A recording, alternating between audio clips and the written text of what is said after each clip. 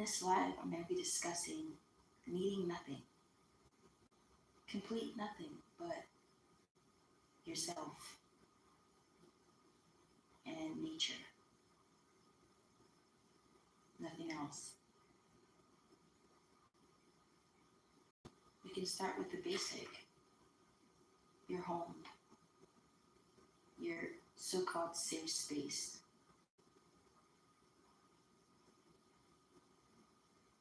It's not natural unless your sanctuary is made of stone, natural clay, nature, all wood, real wood.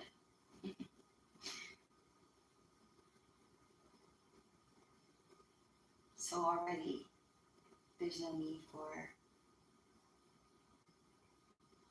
the buildings that we have made of all this fake material, which is harming us.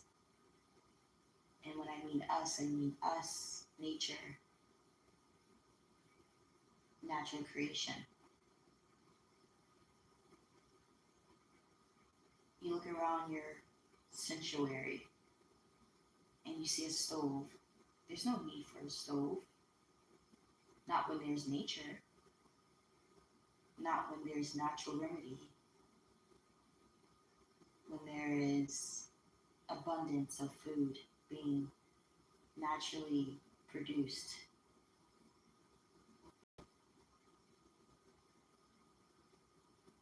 Where you can make a fire naturally and when necessary. Not having, the less you have, the more you treat it better, the more you think more about your actions, more intentional about everything you do. So if it was to cook something, you needed to boil something, okay, you'd boil it ahead of time. You just be more strategic with your ways instead of taking things for granted, whether we know it or not. You look around, you see a fridge for storage. There's no need for storage. It's already decaying. It's gonna decay anyway, so eat it. And if you weren't gonna eat something natural, because we should be eating all natural, it's called organic nowadays, foods, herbs, then you would intentionally pick and eat what you need at that particular time. There would be no greediness. There wouldn't be stinginess. Oh, this is mine. Let me write my name on this. Fear of someone taking your food. When nature, again, produces our food. And all we have to do is take from it, take what we need at that moment, and then come back later or as necessary. There was no need for a fridge. There was no need for a stove. There was no need for electricity. You made your own fire by nature.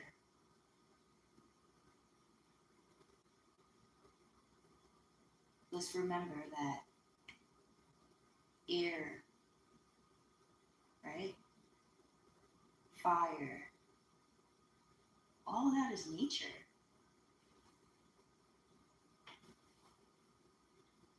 It's important to remember because I can only imagine the new generation with all this artificial creation, showcasing fire, showcasing wind, and it's all modified.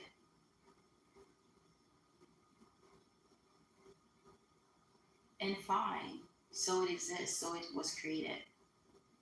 But at least teach them that where it came from, where the root, where the inspiration came from. And it came from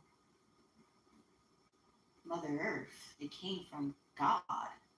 It was already here for us. We didn't have to create any artificial, and we didn't have to modify anything.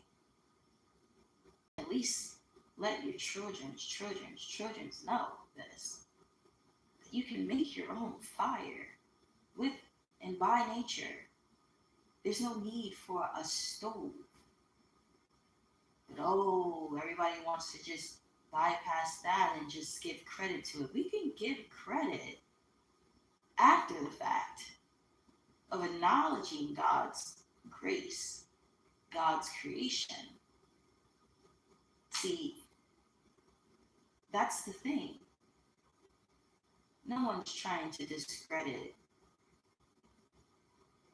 God's knowledge that He's given certain individuals to have the wisdom come up with this to create such product and material. Yes, we're not discrediting it. You've gotten your rewards. If you want me to thank you for it, I mean, I'm sure you've been thanked for it. It's not about that. This is about reminding people that you can survive without material things. You can make it through without nothing but what has already been given, what you already are, what is already here and's been here and will be here far past when you pass, and it will still be producing, still growing, still flourishing, regardless whether you tamper with it, touch it. It will still, because to be reminded that this nature was not produced by man. It wasn't created in their hands.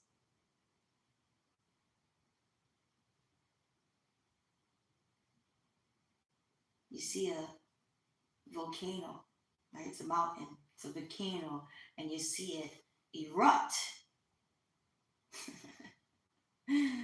Oh, goodness, the beauty. Without anyone, anything doing anything to it. Just pure nature reproducing itself, giving birth to itself almost. Right? Because every season they produce, just in case you may want them, just in case you may need them. But they will always be there for you, regardless. That's the beauty. Nature is free. Nature is here to take care of you. Regardless if you're black or white, regardless if you're male or female, regardless if you're human or animal.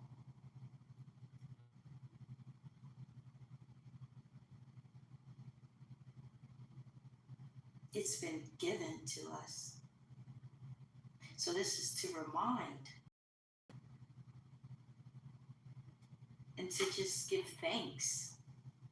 For once, can we give thanks to an actual creator of creators and creations. Yes, you don't need nothing. And I will show you by allowing you to know, to remember. This came to my mind because I was sitting here and my fridge actually stopped rattling just now. But I'm in my living room and hearing my fridge, I'm like, if I could just do away with it. Not even that because it's rattling, it's not that loud or anything, but it's not the first time I've thought this way, but it was something that crossed my mind because of the sound.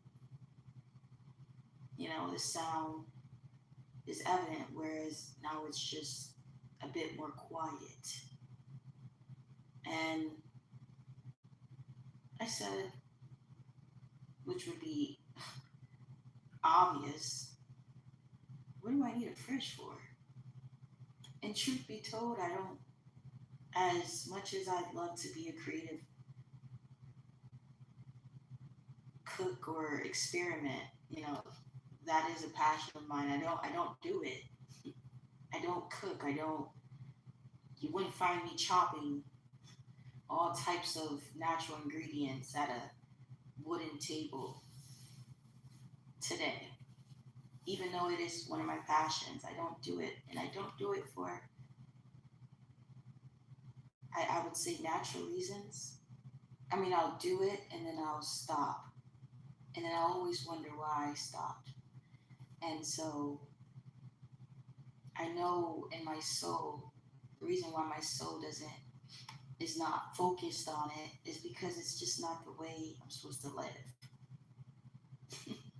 Almost like this is not even the environment. And it's not to say that it those things are literally stopping me. I clearly just don't have the feel for it, even though it is a passion of mine.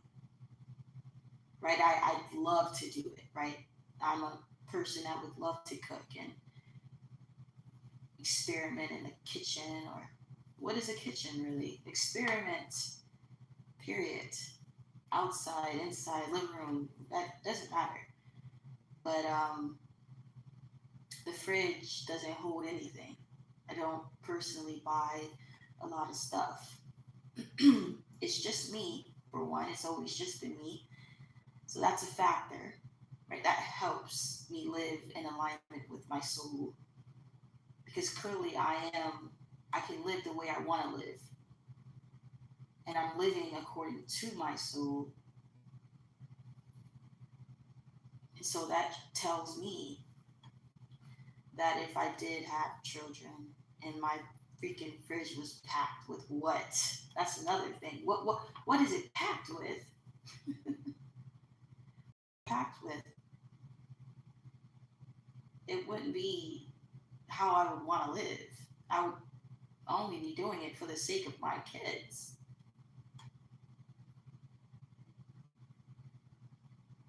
You know. So I say that because it brings me to these moments where I reflect on what the freak is a fridge. I find it really disgusting. These things could mold. These things are, they're not made of real material. They rust. They mildew. Yeah, I'm that person. There's no fear of those things. I find it just as what it's created to be, gross. It's not it's not a good sight to see.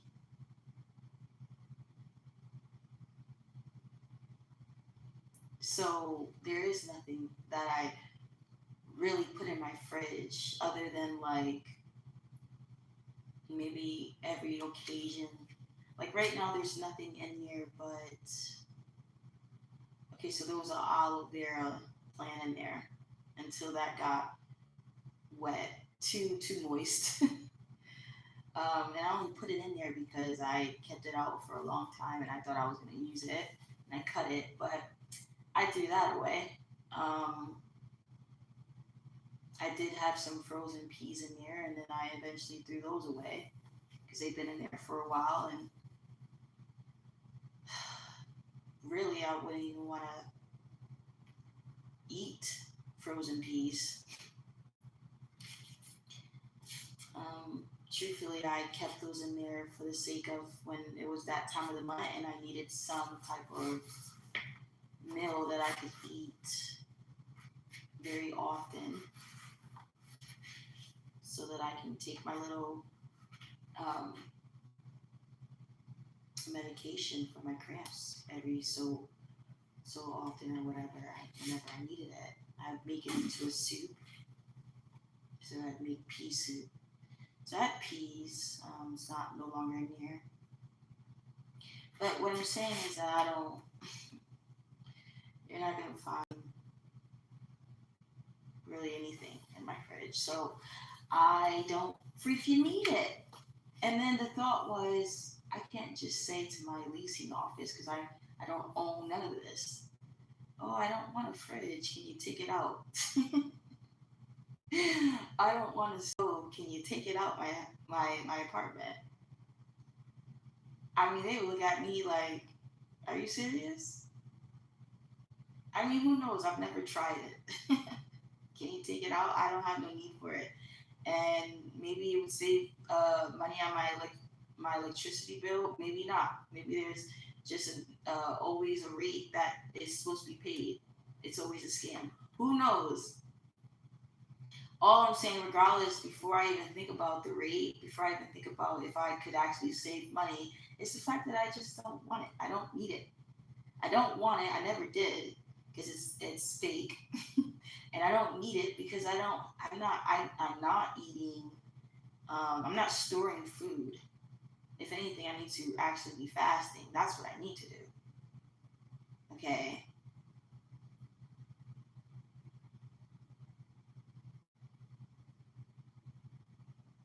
Moment of silence there. Lord knows I need to be fasting. So all that was a thought. Just that and that before I could even think what's next, I knew I needed to talk about this. Just looking at the fridge and the stove, I knew, okay, there's so many other things, but let's just start there. So just to recap, there's no need for a stove. If I really need to boil some potatoes, right? I just had to fill up some natural grown potatoes. Or maybe I wanted to boil some corn. Uh, or I guess roast it, warm it up. I could make a fire out in nature. Use the water that God has created. Okay, there was supposed to be wells everywhere. Where are the wells? Where are the freshwater wells? Because I already know someone would say, well, we could use the water, the nature, nature's water, but it might not be all fresh water. Okay, and you'd have to travel to and fro, just like other countries do. They still do, on foot. We haven't even got there yet, but yes, on foot. Remember? Because your ancestors do. It'd do you good. It'd do us all good.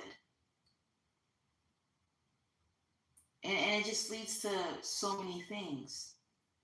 Walking to and fro to get your fresh water provides you already with movement to your spine, movement, motion. It stimulates you mentally, physically. It do you no wrong. You get your fresh air. You get your your movement in.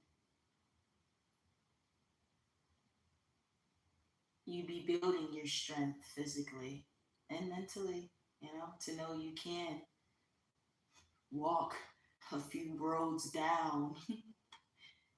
You'll be okay.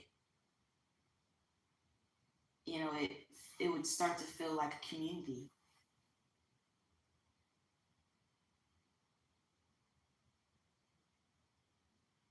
So why is there need for a refrigerator?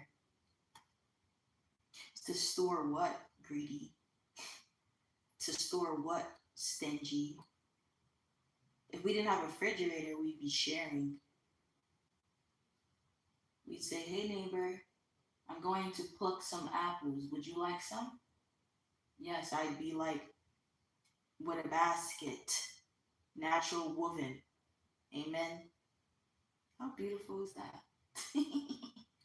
A natural woven uh, basket. And who woven it? Our children. Amen. How beautiful is that? They're in woodcraftman school, okay? How about that? You ain't not know homeschool until you know it. And they're at home doing woodwork. They're at home doing craftsman things.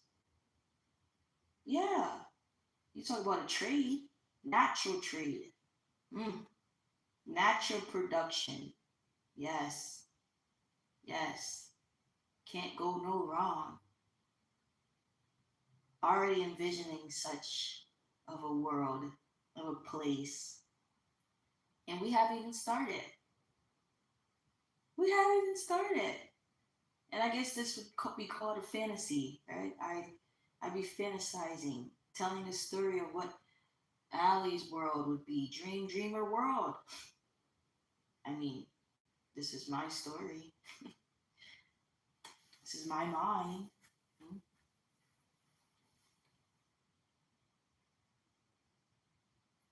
Why would you think any less? So, yes, you'd have your hand woven basket made by the children of the world. Bless their heart, bless their hands. And I go right in my yard, or maybe in someone else's yard, because they may have what I am looking for, a banana, a mango.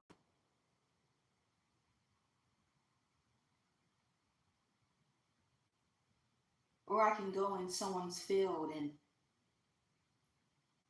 pick some lavender.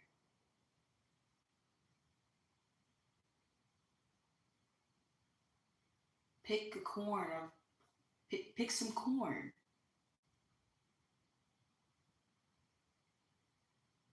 Rice, potato, whatever your heart desires for that day, for that moment. What do you want to eat? What do you want to nourish your body with today?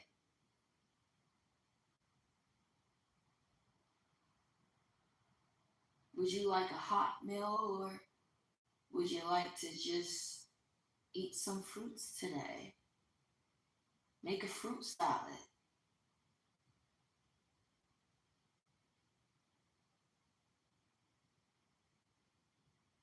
It would be that simple.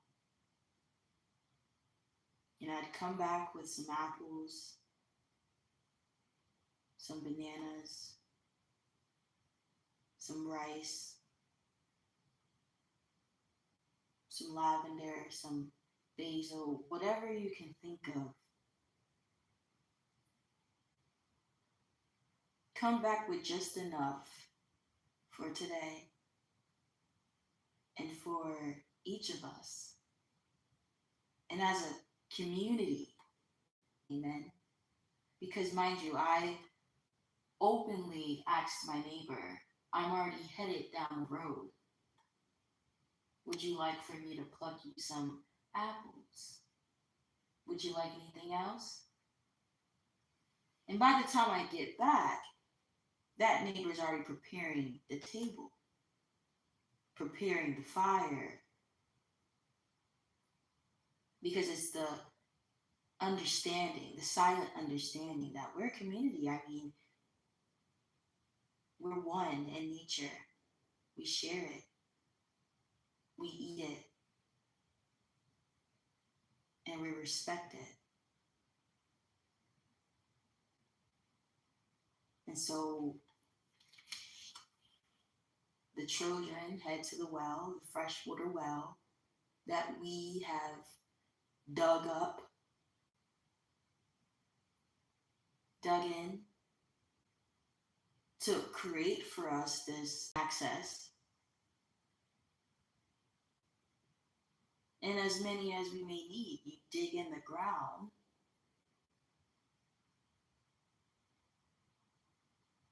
You dig in her, you respect her, but you use her for the greater good.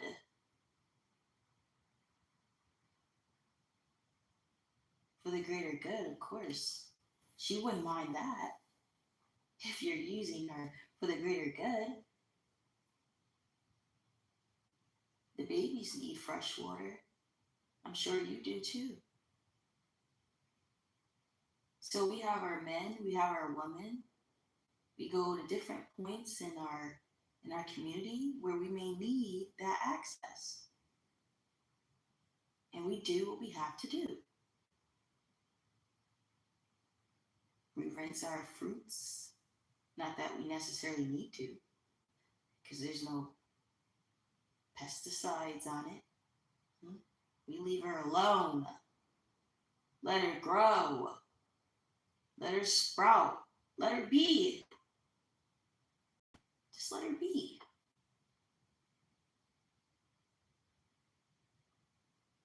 But at least you have nature, because nature is always here for us.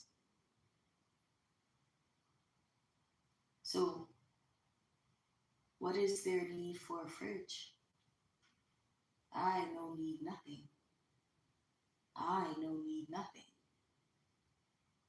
What is there need for storage when I should be only using what I may need in the moment? Because there is no fear. There is no fear of lost.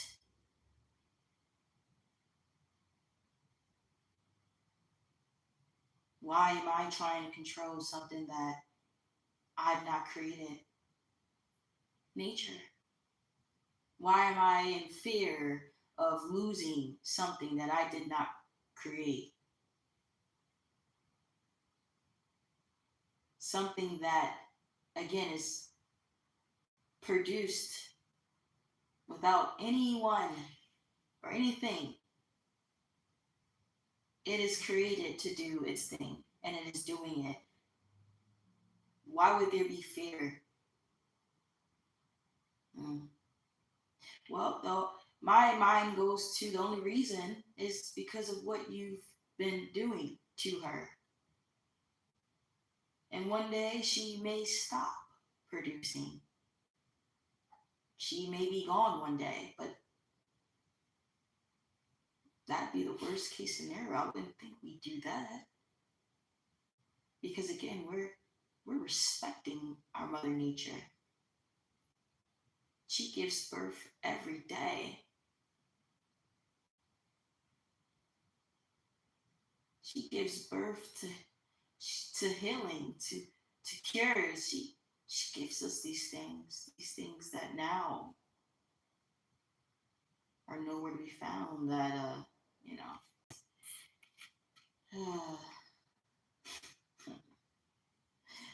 So there's no need for a fridge, my kind sir. There's no need for a freezer. That's why the water's in a well. It's stored. It stays cool. And it's fresh. It's fresh.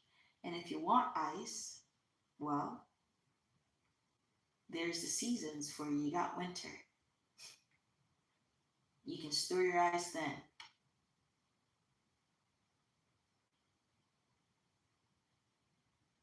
But ice is not per se necessary all season. Lukewarm water will do you good. Keep it out in the shade somewhere, and there you go. Keep it cool. But then also, again, it reminds you to be intentional with what you're plucking, what you're taking from nature, what she's given. You use it in that time, in that moment. And if you don't, and you didn't need it, then you wouldn't use or take what she's given. You just come back when you do. Simple. So we wouldn't need to store anything. We ate our apples, one each for everyone. And then if you want another one, you go and you pluck it yourself. Because again, it's always going to be there, baby. Don't worry. You can always go back and grab another one. But we don't want to take more than we don't know, you know? But what we do know is that we each want one. We each need one. We want a balanced diet, so we want a fruit with our salad. Right? So what is their need for storage? What are we storing exactly? Mm.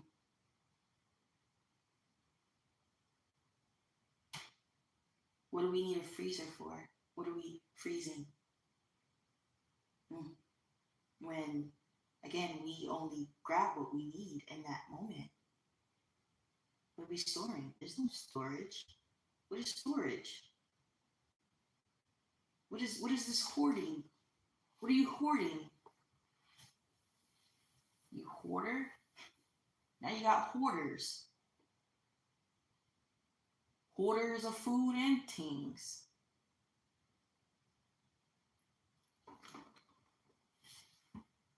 So again, there's no need for a stove. No.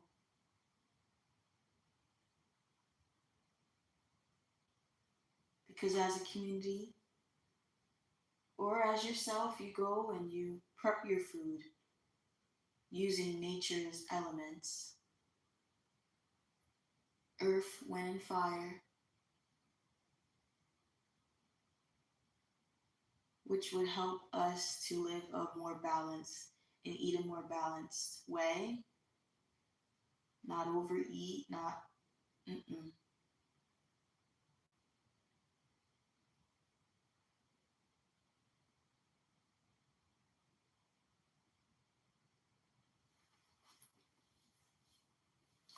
So already you can exclude not needing nothing far as a fridge, not needing nothing far as a stove, a sink. We have a well, we have a freshwater well, we have a river. If we allowed nature to create itself and not mess with it, there would be rivers,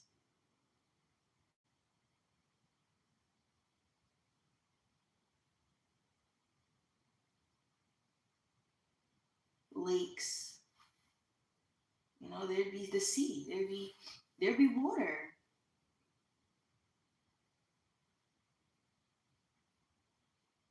It wouldn't be modified. It wouldn't be, and what is the word? And enhanced, I don't know, advanced with all these minerals. Like, no. So there's no need for a sink. You go to the well, you grab your woven baskets, your buckets,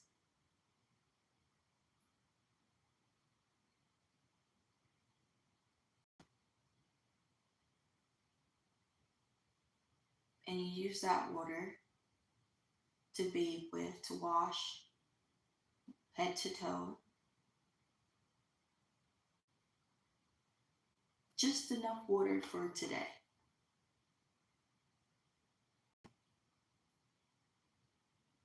Just enough water to bring back to rinse your hands.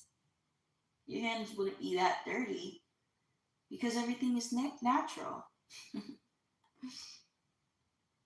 Everything is natural. Nothing is toxic.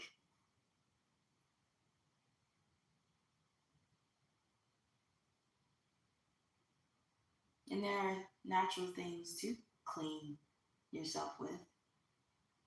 But at least you still have a bunch of water in your home to just rinse with. Rinse your hands when you're cooking. Rinse it. Rinse it in the little area that you have it in. A carved rock, right? A stone. Pour water in a stone and use it as a place to rinse your hands, to soak them. You say, why is not every home made of all these natural elements, made of clay? Instead, you'd have to spend so much money to have such an organic life, to live such organically in paradise. That if I wanted a rock,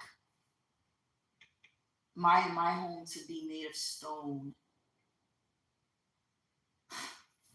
I couldn't just take from nature because I could get fined for it. But nature doesn't say that. She doesn't produce these things to feel that way. No, we use her. I'm sure she'd rather us use her than replace her and destroy her and not make use of her. So you're going to replace the natural stones. Natural stones made from earth, wind, and fire, made from nature, to only replace her with a artificial rock.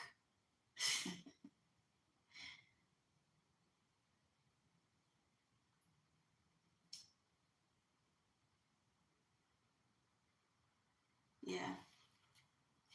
So no stove, no fridge, no sink. What else do we have?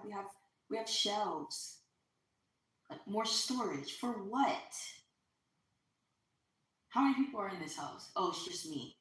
All I need is nothing. You say, what are you going to eat with? My hands. What are you going to eat with? Well, my children in the community have woven us, instruments, natural instruments to maybe use to, pick our food up if necessary. We carved a wooden spoon out of real wood, out of trees, out of stone.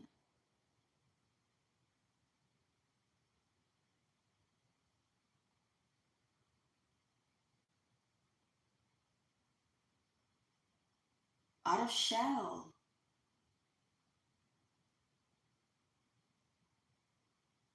What is their need for metal?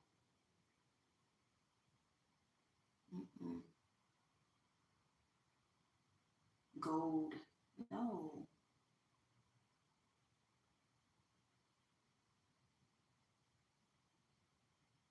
So there's no need for storage.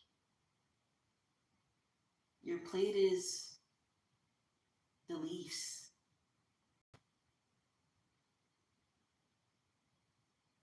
The, the plate is the leaves. You use them.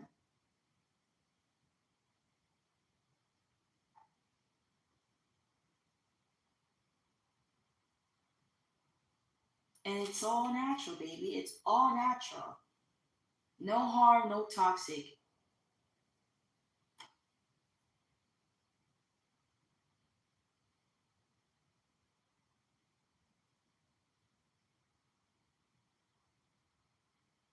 You got fresh aroma.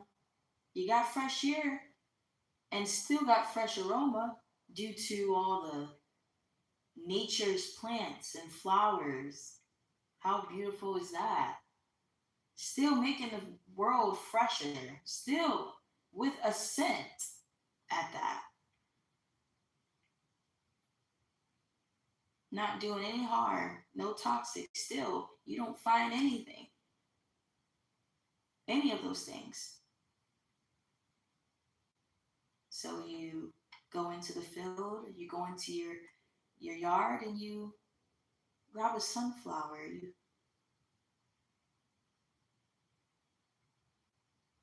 grab a lily and you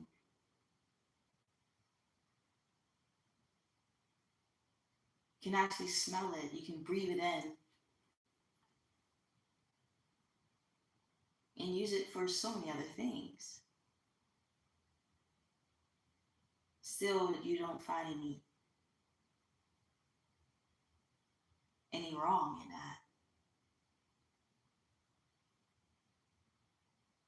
So there's no need for artificial sprays. Mm-mm. But I'm only naming the things that are being produced, that they're profiting and getting rich on manufacturing. Things we brought, things we buy. I mean, right now I have a Lysol bottle in my home, but really,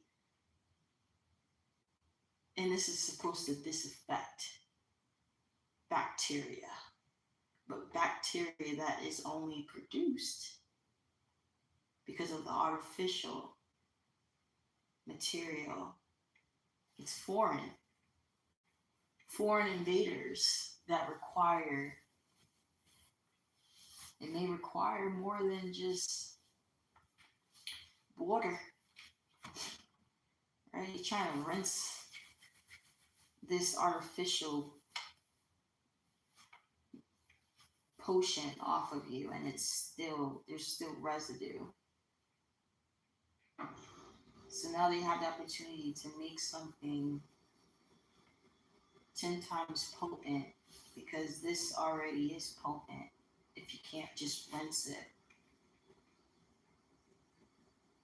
If after you rinsed it, you still smell it,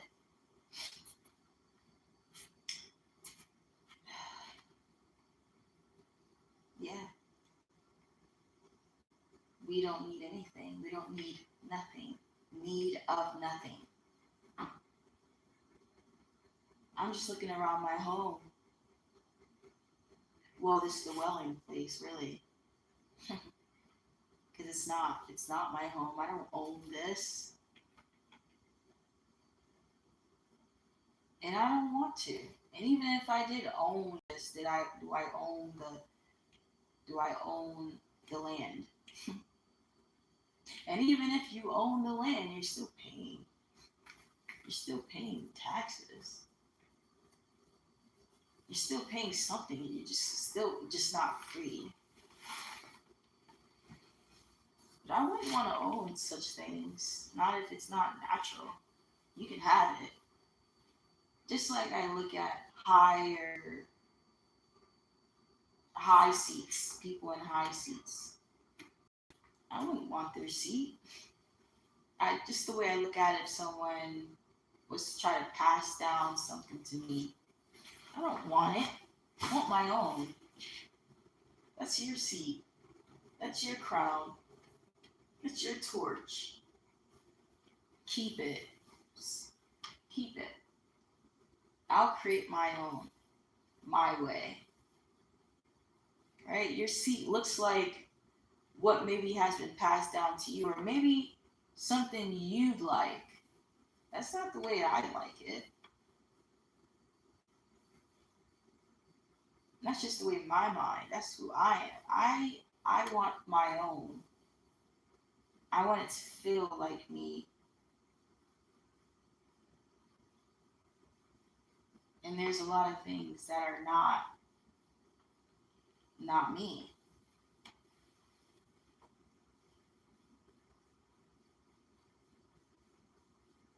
What else do we have? So there's no need for a fridge, there's no need for a stove, there's no need for a sink, there's no need for shelving.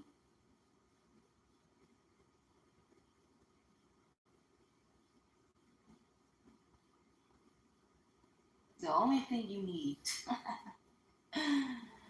is a place to lay your head. And we have cotton for that.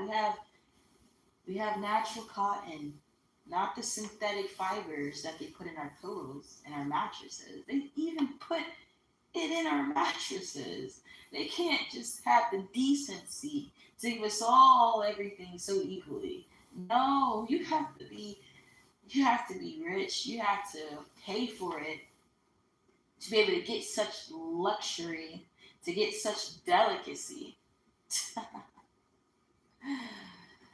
Like, oh, my pillows are made of real geese. That's not good. That's cruelty to the animals. That's cruelty to the birds.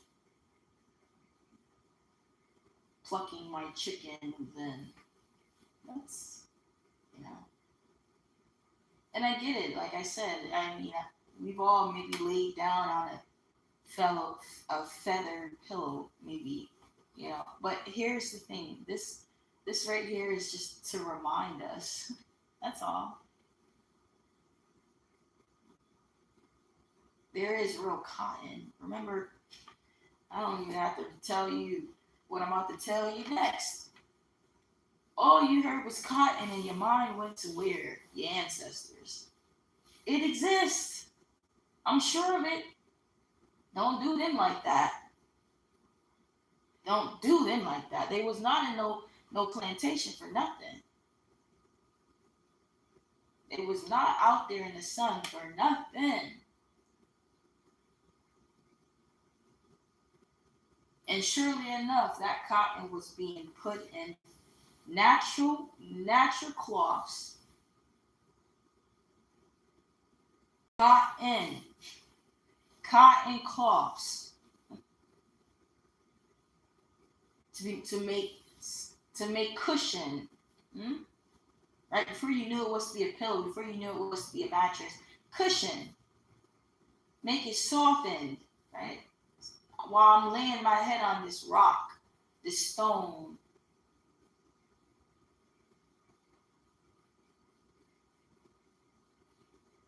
We got cotton.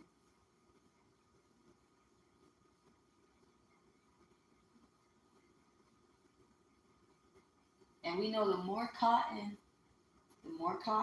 is and the more cotton you have, the more softer it gets. And there you have it. You have a pillow. There you have it. You have this cotton bed.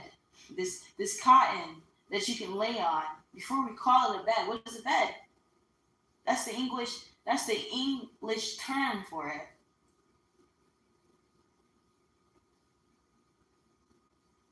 But if we did not use these words, these titles for it, um, well, I just made a cushion for my head. I just made a cushion for my bun. I just made a cushion for my back. I just made a soft space to lay. And then you can add a name to it. But to see what it's made of, you have to understand what it's made of.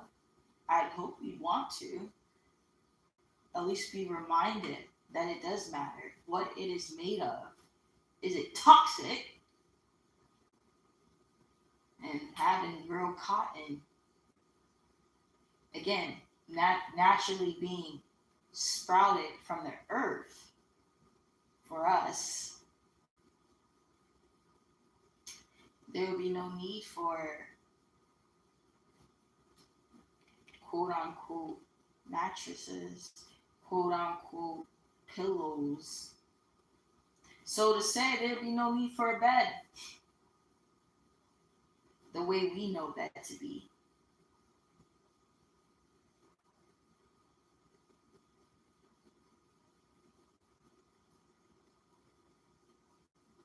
So we'd only need, if anything, we'd only need somewhere to lay our head in a comfortable, soft place.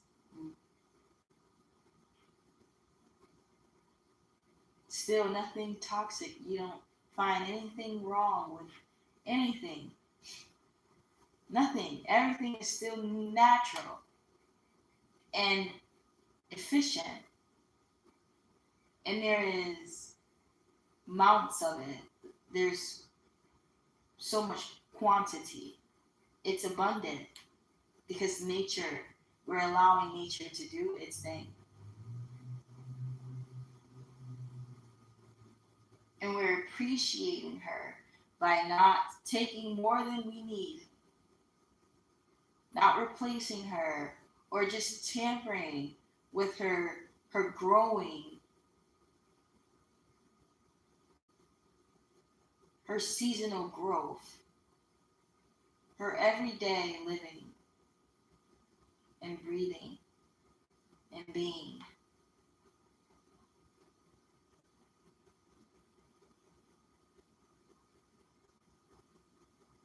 You find, why is there need for this cooperation of artificial and synthetic anything, fiber, of whatever?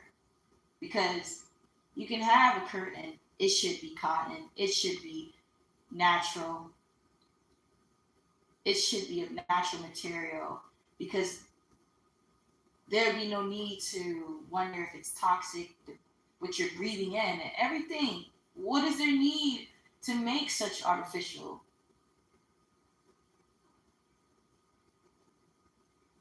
Existence? What is their need? There's no need. There's no need. Not when you're on the good side of things. But now you gotta literally search for actual people that are still able to find such nature and craft such things and have to pay biggity bucks for it.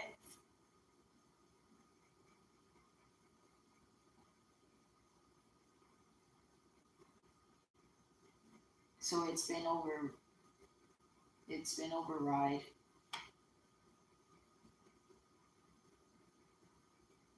Right? It's been, right, the darkness, the fog of it has spread, overly populated. The bacteria has overly populated. How disgusting. Right? It's crawling on our skin. It's in our skin. Our skin has so many bacteria. It could be less, I'm sure, especially the stinky kind. I'm sure of it. I'm sure of it. We wouldn't be as stinky. It isn't just, oh, well, the body's just, it's just what it is. No, it doesn't have to. It could just be a pure thing. I mean, if we would just put more purity into it, more purity would come out of it. Simply. My goodness, it doesn't even take just the food that you eat. It's the material that we're using to clothe ourselves. It's the material that we're using to lay on. It's the material that I'm sitting on. It's the material that I'm breathing in.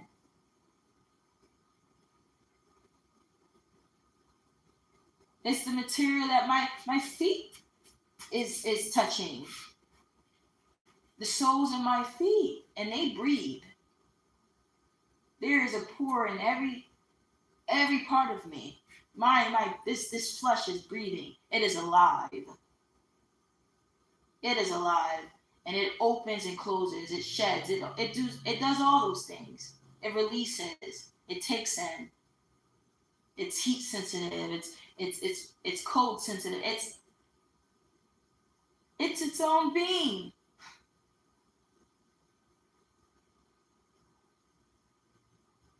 And then there's my spirit being. I mean, my goodness. You just can't get away from it. And they say that everything is advancing so drastically. Advancing? What's advancing? My cotton fields? Apple trees? My trees, period. My plants, my mother. The wells, where we got more freshwater wells? Is that advancing? Huh? Or is it death and sickness and disease and bacteria? Is that advancing? People getting stinkier every day. Is that advancing? Hmm? Harder to scrub the stench off you. Is that advancing? To get the residue off you. Is that advancing? The hardship of it. Is that advancing? And we haven't spoken of artificial intelligence. We haven't spoken of such thing. We're just speaking of just artificial, period. We haven't even got to the intelligence part of it, the robotic, the technology part of it. So, what are you advancing exactly?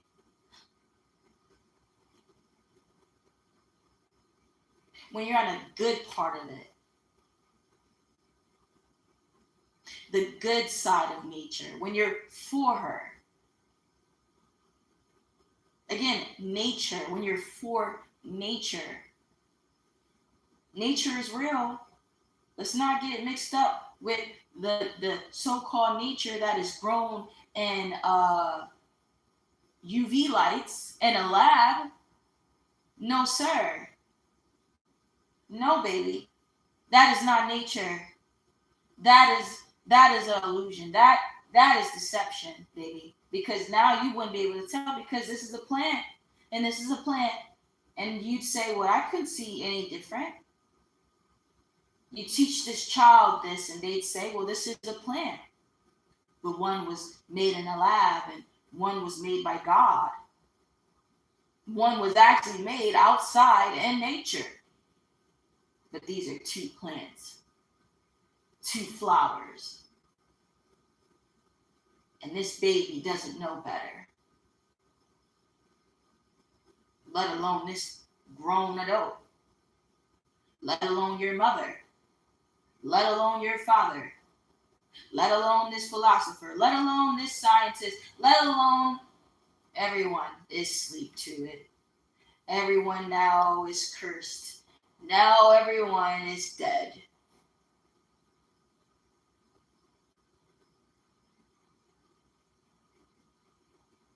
Well, that's the oldest tale.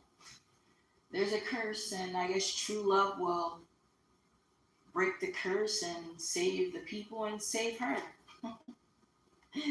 That's the way they put it. But I mean, shoot, whether you want to believe it or not, it's freaking true. We waited for some savior. Men and women are waiting for one. Nature too. The dead need to rise too. They wait and be resurrected as well. Be have some redemption, and they're waiting.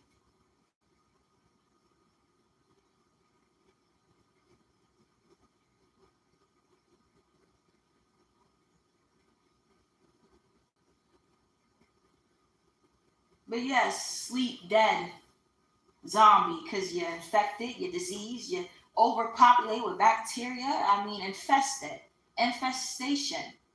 Is it not? Is it not? And you better hope and be covered that you don't get it. You don't get this contagion because the darkness is just spreading. I mean, there's sneers everywhere, pits you can fall in, and they're not even hiding it. They will welcome you in one, and you'd be happy to join. You'd be happy to join. It's come to this, right?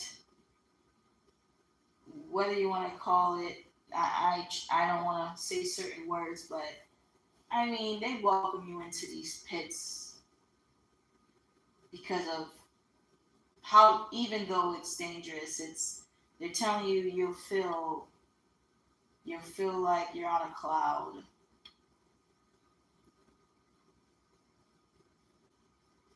And as many bodies pile up in this pit,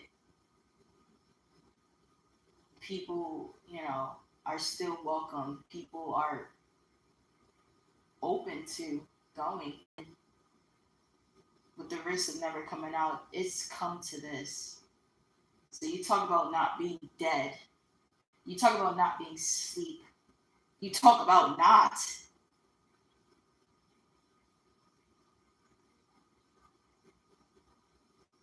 We all have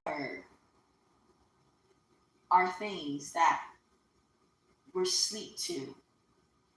Whether you want to call it addictions or just something hard that we have a hard time not doing, or we keep going back to it, or it's just something that was holding us back once upon a time.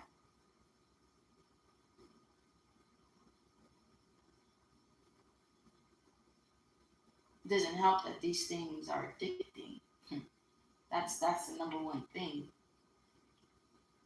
You can try and say, okay, well, it's not good for me. I didn't like it, or I did like it, but I know it's not good for me. But dang, I freaking want it again. I'm yearning for it. I'm craving it. That's tough. Then you gotta break that curse, break that cycle.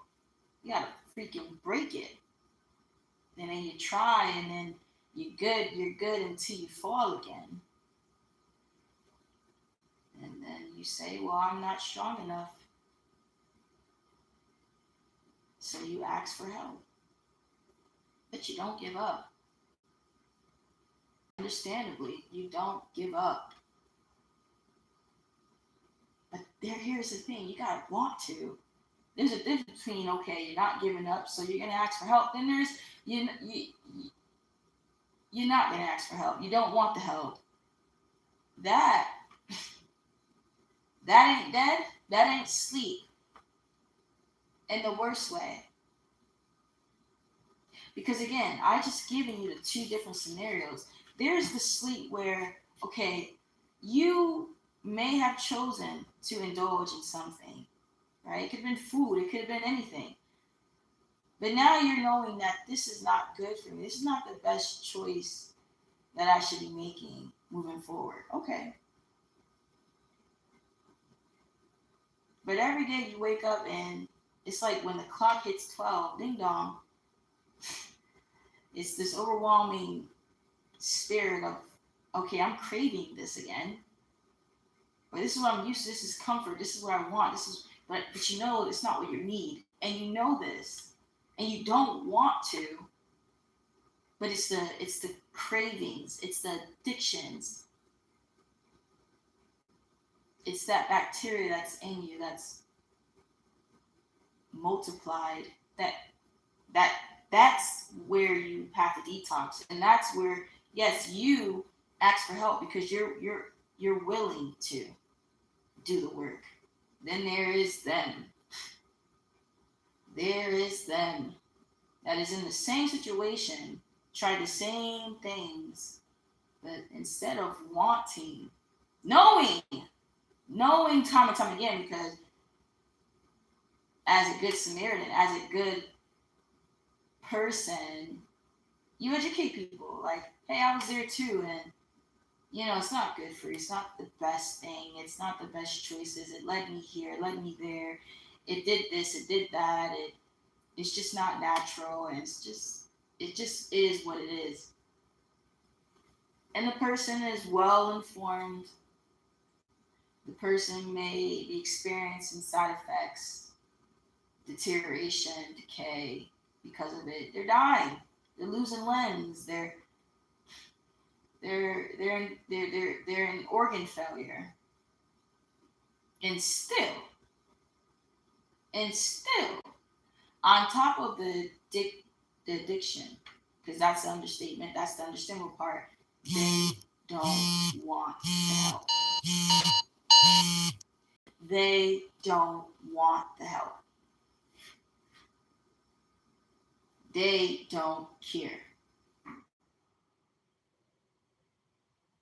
Those are two different people that needs help, that was given mercy and grace and understanding. Yeah, because again, these things are addicting. They were here and set. They were set here to keep us in these pits, to keep us down, dead, sleep. Mm. But one wants the help, one doesn't.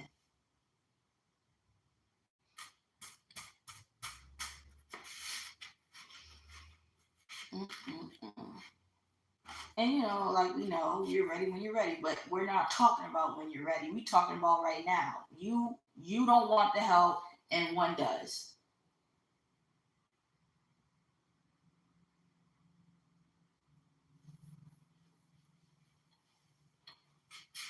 And that's a whole nother topic,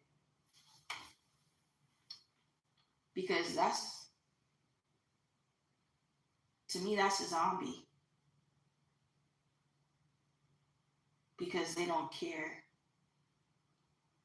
And now, instead of thinking about the children, what they're going to see, because we can see it all day. We can walk down the street and see people hung out, leaning and like just zombie looking in front of houses, in front of streets, in front of all these places, like in front of children.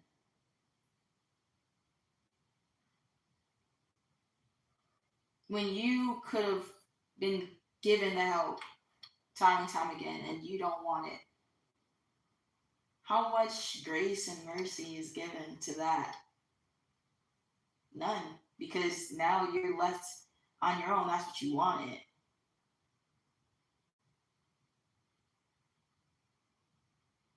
It's like crying wolf. Don't cry wolf. Because one day you will be all gone. But remember, this is what you wanted.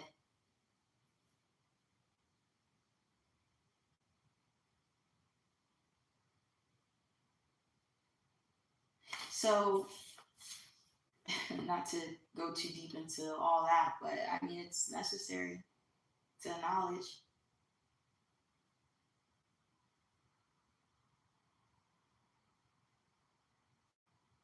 We don't need nothing but ourselves and nature.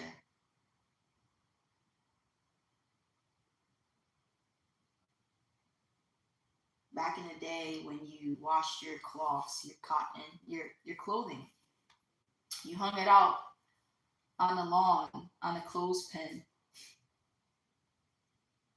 I mean, that's what I'm used to when I was a child. And it'd be fresh. Excuse me, it'd be fresh, it'd be clean, it'd be dry. And let's say in the winter, you just maybe have to find other methods inside your house. Has to be well ventilated. It's that's all.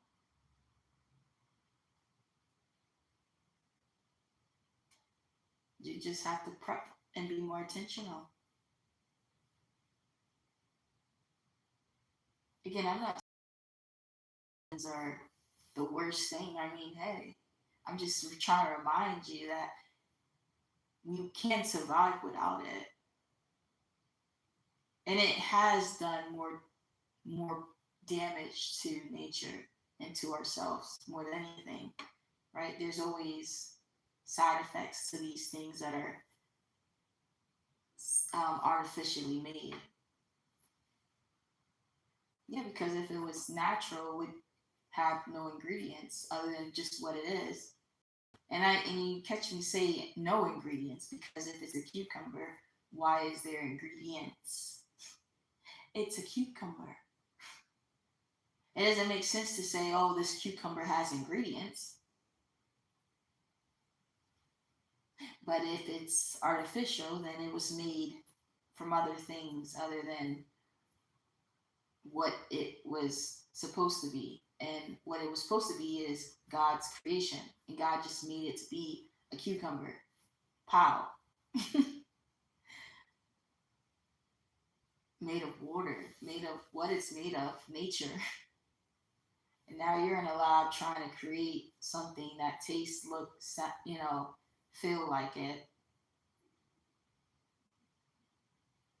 So I can only imagine what you had to use, what you had to create it.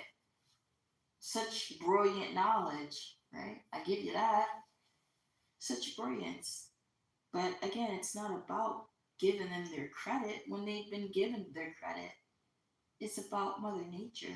It's about reminding that you don't need nothing but yourself and what has already been here given for us.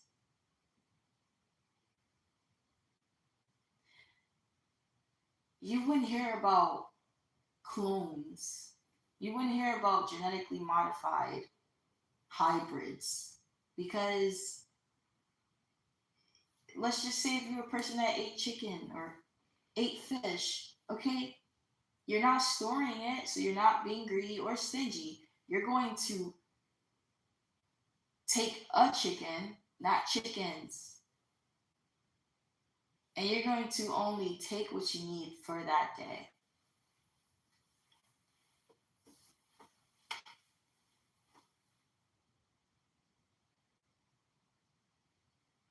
You'd be more intentional.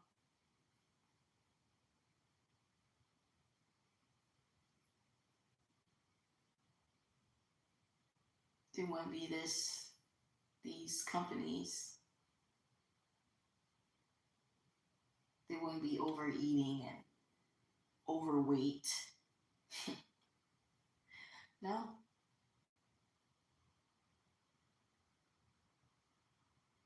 Every household, you guys want chicken, you want fish. Okay, well, we'll go to the sea.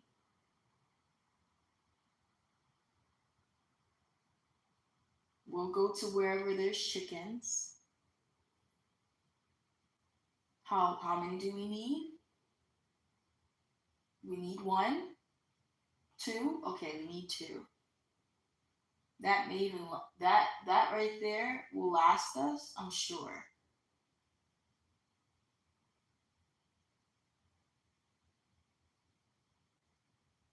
You don't need to store it in the refrigerator.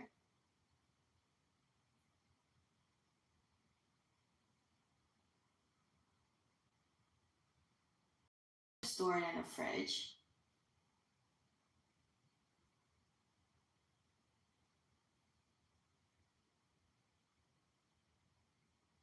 You wouldn't have to pay for electricity.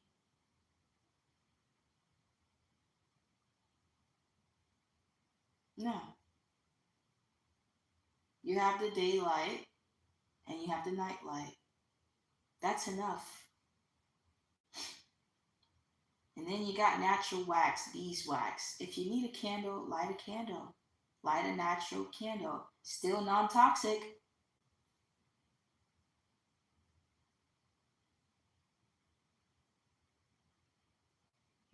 But these things are not on in your supermarkets. No.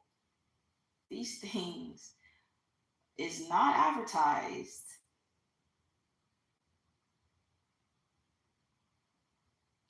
And they're getting all the credit for their artificial creation. They're getting all these rewards for it. They're getting rich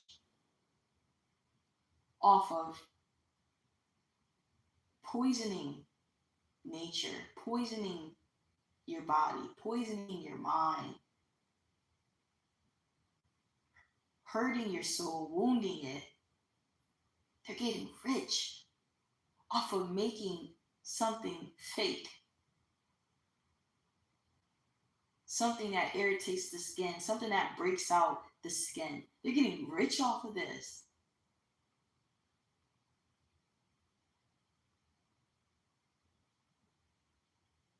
In every generation, these things are passed down. This is the soap we use. This is the toothpaste we use.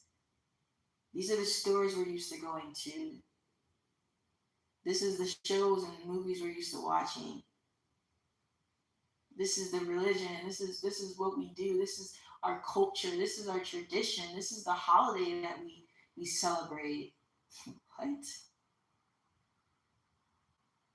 Anyone that finds something odd about this, stand up. Speak up. And so there's only a few that do. But you see, those are the minority. It is not many. It is not many because apparently they're all oblivious and apparently they feel they can't do nothing about it. So what's the point of stressing themselves out when they can't control any of it? Can't control any of it. Okay, no one said that we can control any of it, but I said just to speak up if you got a problem with it. If you see something odd about this, my goodness, no one has asked you to work to put any true effort in,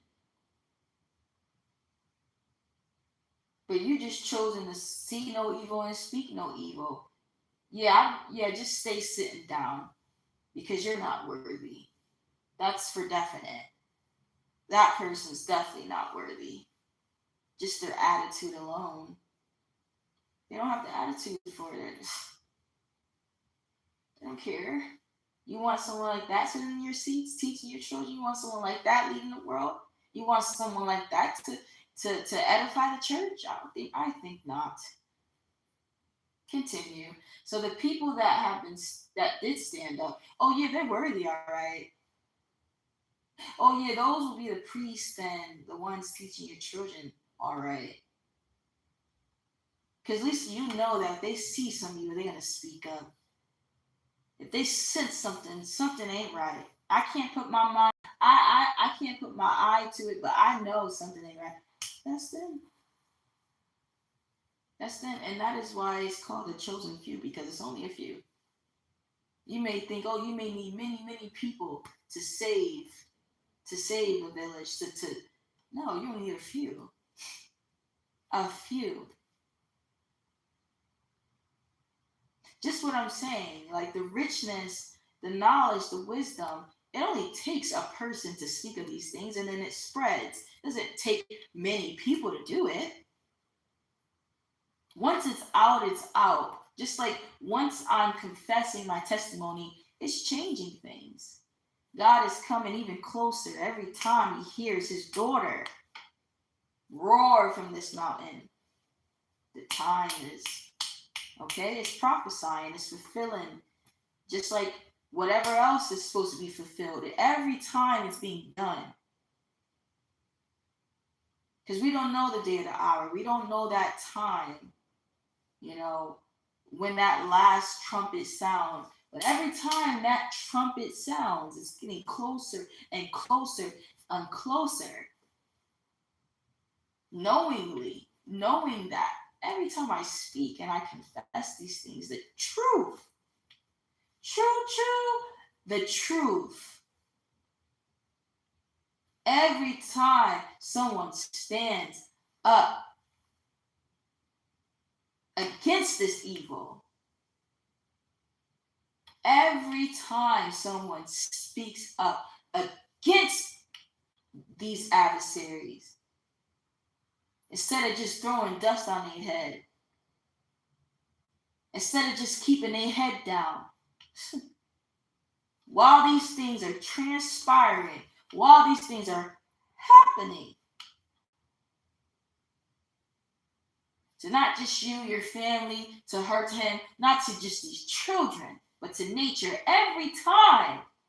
And these things have been happening generationally, and you're telling me that every time someone speaks up, nothing's going to happen when most people don't? No, every time they do. That is who God is delighted in. When he looks down upon the people of the earth and he says, it is them.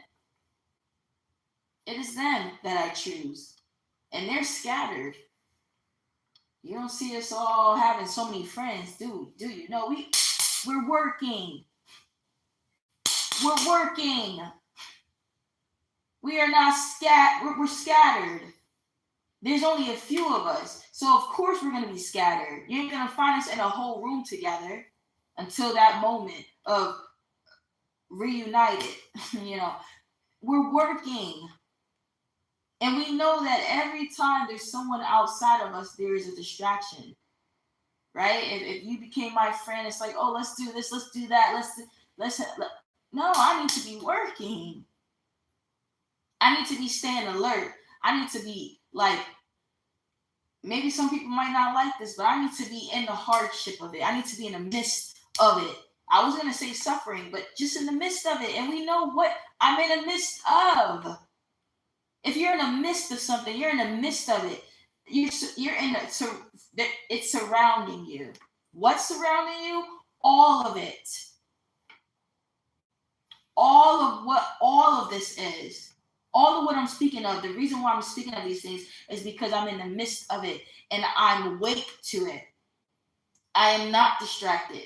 I am not living like, oh, it's a sunny day and so since it's sunny, let's do this, let's do that. No.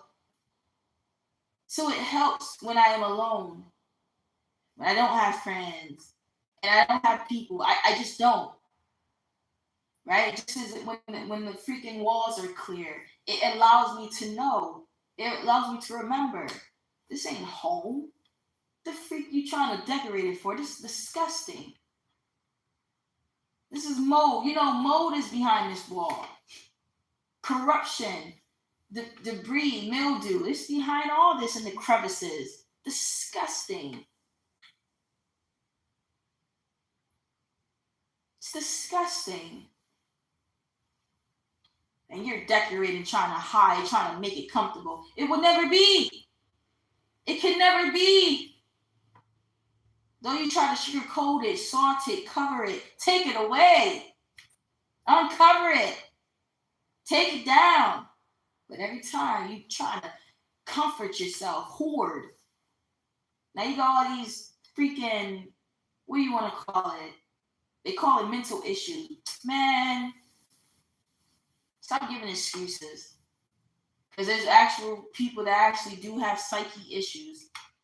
Okay? Let's not just give it out so freely.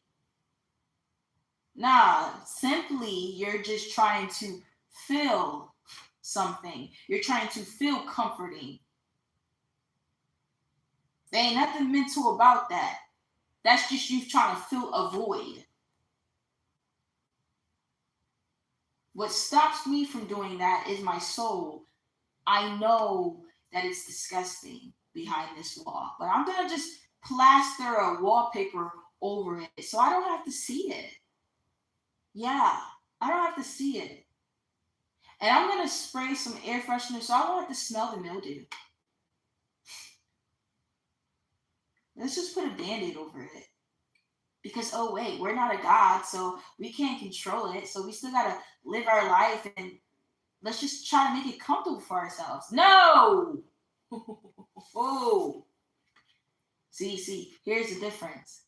The ones that sat down and never stood up, they're the ones speaking like that. The couple that stood up, they're just like me. And being just like me means I'm going to address it.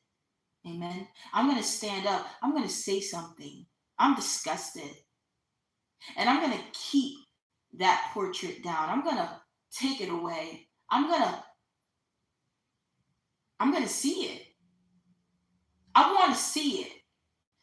I want to see this mildew. I want to see the mold that grows. I want to see all in the crevices so that I won't forget. I want to stay awake so that I won't forget that this is disgusting, that this is not my home, that this is temporary.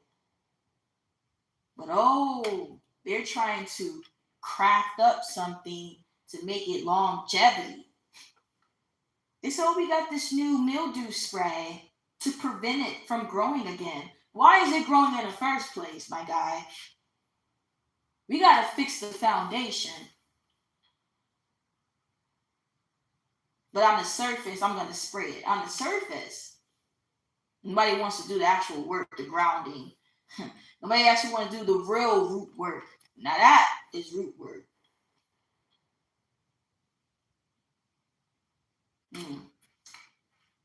Now that's disgusting, all right? So there's the difference. You can sit here all day and say, well, God is in control. I'm sure. I am not a God, and I definitely preach on that.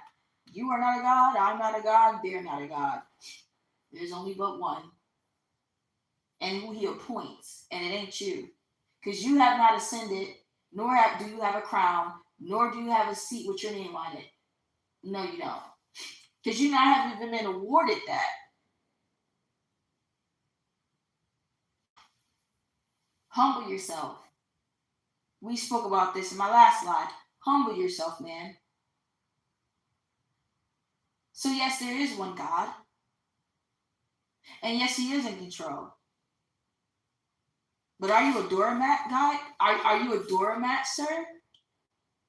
Did he not give you a mouth to speak and a mind to think and legs to stand tall? And did he not give you common sense and all the things that's inside you to see, to know, to have your own opinion, to be your own individual? And I'm here saying this is disgusting. And I'm sure my father is saying, surely it is, daughter. Good thing you said something because no one else was. Amen. Good thing you noticed it because everyone else trying to cover it up and sit on it. Disgusting. Trying to find comfortability in it. Comfortability and disgust. Comfortability and darkness. Amen. This is what it's come to. And just to hear my father say, good thing you have those few. Because if not, it seems like you guys don't want to go home. You guys feel this is your home. If it wasn't for the few, I probably would have never came. Amen. And I'm sure there's a verse. For the sake of the elect, I'm coming. For the sake of the elect, I'm coming. For the sake of them. Because they speak up when you choose to just sleep. Because, oh, you're not in control and it has nothing to do with me. It has everything to do with you. Especially if you're being fruitful, procreating, especially. You talk all day about your legacy. You talk all day about your next generation. Okay, and you leave them this filth? You're leaving it to them.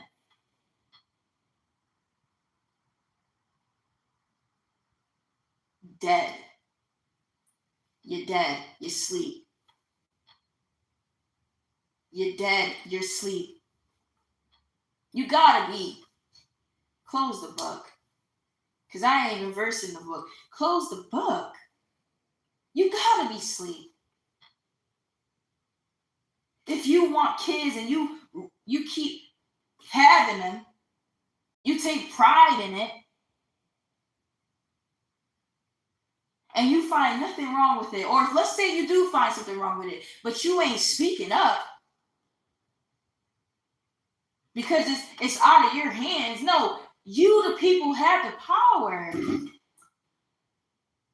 What are you an adult for then? What did you grow up for then? To do what? To just open your legs? What was the whole point of you being here? What's the purpose? And it wasn't just to have kids, my guy. It wasn't just to have kids.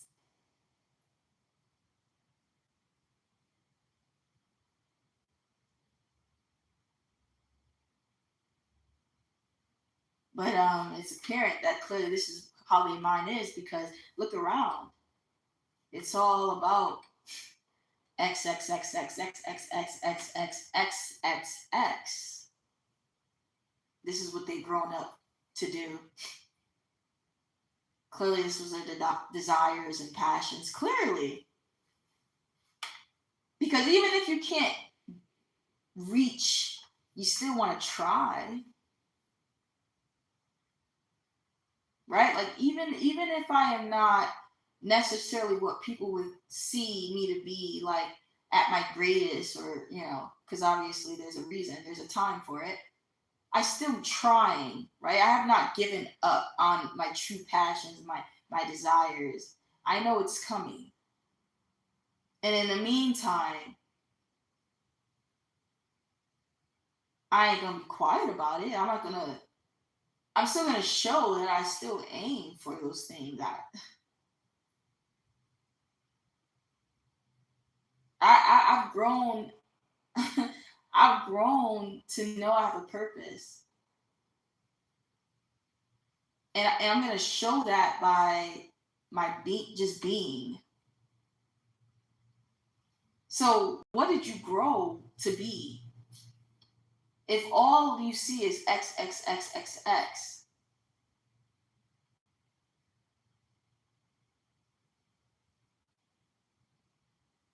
you're doing all this XX rated things and your mouth is closed.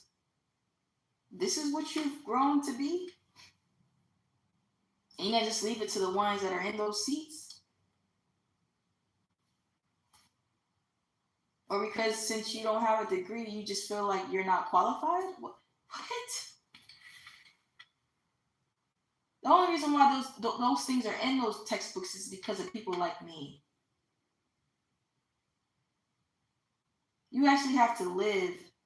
You actually have to walk for it to be proven, for it to be written, for it to be true. Something had to be done first. Something had to happen, and you're not doing anything. You're just staying quiet. And again, it's not hurting. Of course, it does hurt me because I'm in the midst of it, right? I'm in darkness.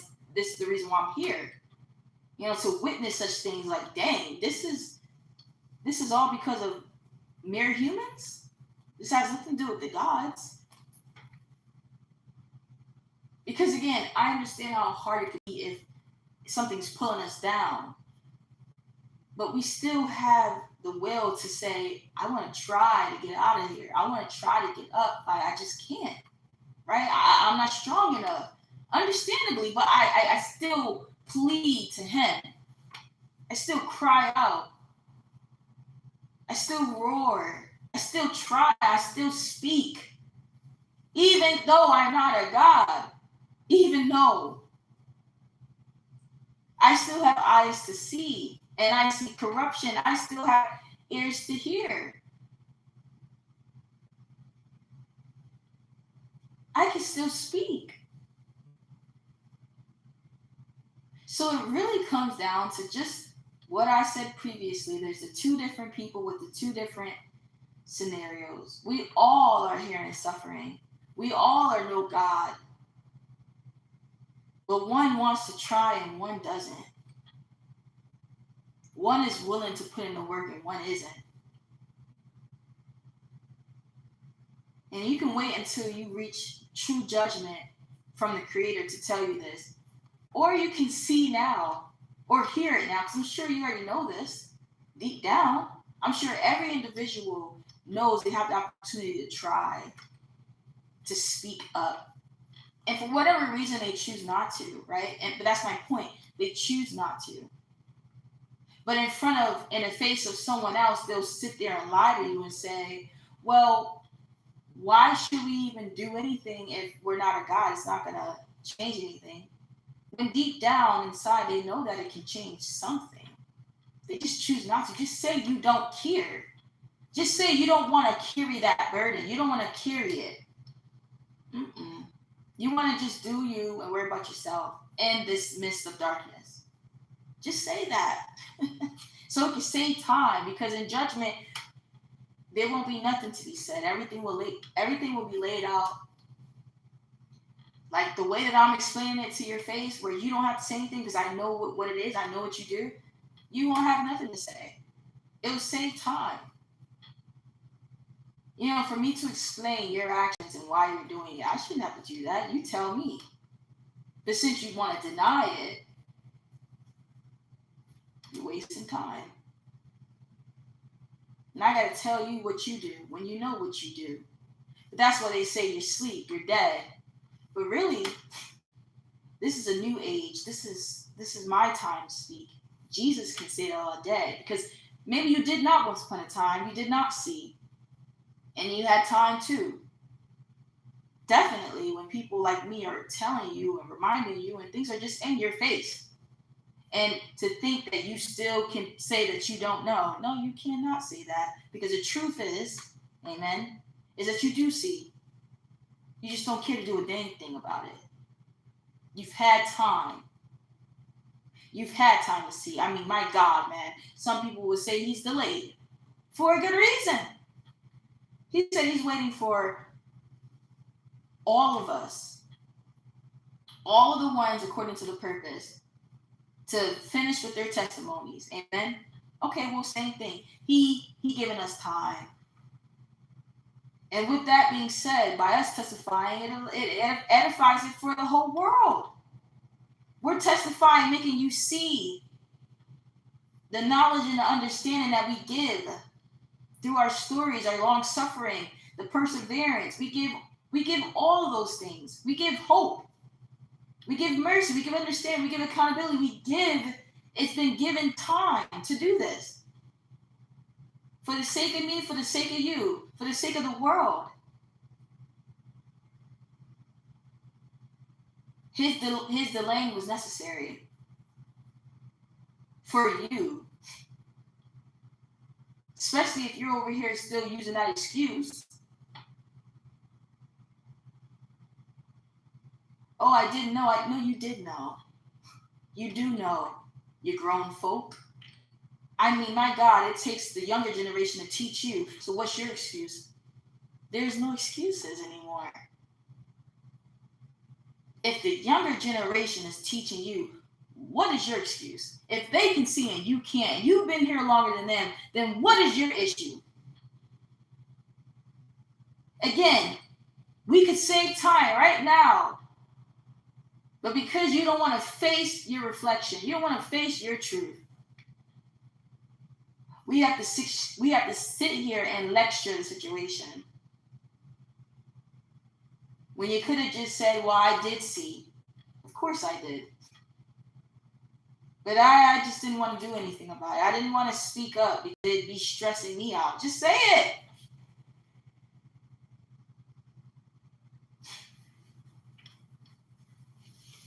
God only has this patience. My goodness. I can only imagine being in front of the council. And I always say I'm on the council. But you know what I mean. Those on the council right now. It doesn't take me to be in the spirit to be on the council. I'm doing my work. So whether I'm there whether I'm there physically or not, like, just to face the council, you can't use what you've been. Look at all these little babies. They probably hear me talking and stuff, but whatever this is that you're doing, all these excuses, we ain't having that. You know what I mean? Because there's nothing you can hide. He searches the things within you. But when we try to hide and lie and not be honest and be around the bush, I mean, my goodness, stop wasting time, bro. Who do you know who you're speaking to? I'm sure the answer is to say it. Do you know what you're asking? Do you know? Because it's like you're facing God and you're going to sit there and fib. He knows exactly why you didn't stand. He knows exactly why you didn't speak up when you could have. The last thing he wants to hear is because you're not a God. You don't have control. Yes, you do. You have control of your mouth. Even if they say don't speak, you can. That's your right. You have freedom. Even if they say close your eyes, don't look, you can look. It's a choice. It was a choice from the beginning. It will be a choice until we transcend, because even in the beginning, yeah, we don't remember. And even though it is the will of the Father and it may seem like we have no choice, I still believe that some of us, just like in heaven, where some angels chose to follow Satan and his doctrine, it's the same choice. Choice will always be in existence because it exists. So to sit here and say that I didn't choose this from the beginning. No, I chose this. Right? When Father said, look through this peephole. You can choose to look through this peephole and see what they do. That was a choice right there. He could have said things like, look, I can't tell you exactly what they're doing, but just know it's horrific. There's no words to describe it. It's just destruction of the soul. And just seeing it may tamper with your soul because now you have witnessed the evil. Right? And that's the whole thing. When you bear witness to something, you can't unsee it. You can't unknow it. That's why you kind of shield children's ears and you shield their eyes. Because once they see it, it's like, now I know it exists. It's even certain words that I could say right now that I wouldn't, because no ears should have to hear it. Even though us grown adults may have seen it or heard about it, it's just XX rated things that once you know about it, you may be curious for good reasons or just for innocent reasons or for reasons now that gonna lead you to get, it's gonna harm you. So there's always a choice. And knowing me naturally, I like to know. I'd rather to know. If someone asks me, even with knowing that the truth, some people say, well, it's easy just not to know. Okay, even within knowing what they mean, I understand now. I understand that there's a time for it, right? Like you may not need to know everything right now because clearly, right, there's a time for it. You may be a child right now. You need to be a child. You may be not needing to know about your love life in the future because right now you need to focus on the task at hand. That's why you shouldn't go to, and I'm using my own understanding, but I'm sure this is written. That's why you shouldn't go to any fortune tellers and things like that because it's all destiny, right? That's what you're seeking. But understand, like, if you do having a purpose and not and having a will and knowing that let me speak for myself, knowing that God is in control. There is faith in knowing that everything will pan out perfectly according to what he has in store for me. And what he has in store for me is my best interest, is my desires. And it's before I even know what my desires is because, again, you're seeking ahead of time. You're seeking before you even know tomorrow, before you even know who you are, before who you're going to become. Like, that's not natural because I can sit here today and say, okay, I don't want kids. I don't want marriage. I can sit here today and say that. That doesn't mean I'm going to feel that way tomorrow. It doesn't mean, it's just meaning right now. And that's the importance. You need to focus on right now. If I was to go to one of them to read my destiny or try to figure it out, that's me trying to control it. And if they were to say, oh, one day you would have these things, now to me, I'm going to feel distraught. I'm going to feel betrayed by myself. I'm going to be like, oh, so it's just not natural. Right? Like, opening up those cans of worms, you shouldn't even have to be digging in that, like eating from it. It's worms. Just don't touch it. Don't even look upon it. That's why it's important to have faith. I have faith that everything will happen accordingly. And yes, in real time, it doesn't seem great. But understanding your purpose in life. Is my purpose to walk a fine, smooth path? No. And the more I get older, the more I cherish the path I've been on because I have been built up because of it. I wasn't having no what they call a silver spoon or a smooth life. No. And I've come out decent. I became, I would think, a decent person. More than it. Even though the only thing's missing is the aesthetic, right? I don't have a luxury place. Wow, okay. I don't have $1 trillion. Okay. You see, all those things are outside of myself, but at least I know in myself I am rich. At least I can be it. I can be in that. I can elude that, without trying to. No, all those other things are bonuses, right? Anyone can get a luxury place. Shoot, they giving luxury places to people on Section 8 that don't even work for a living. My goodness, man. And you over here working hard, working in the physical and spiritual, and you in a cardboard box. So what is luxury really, and who really truly deserves it? Because it seems like anybody can get those things just if you want them, not even if you earned it.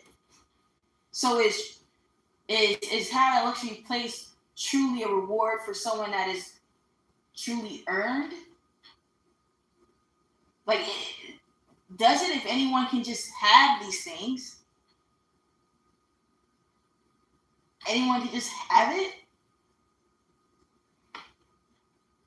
And then here am I say, shoot, I don't even want those things. Put me in a stone sanctuary, please.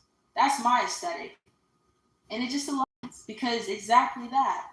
I wouldn't want the luxury home and things that you think is rich, is luxury. Close the book. This has nothing to do with the book.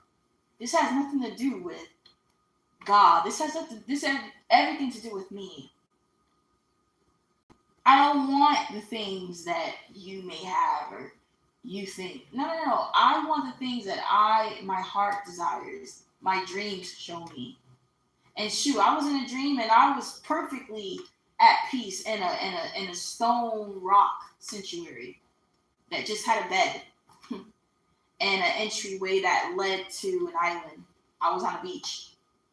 That was pure paradise to me.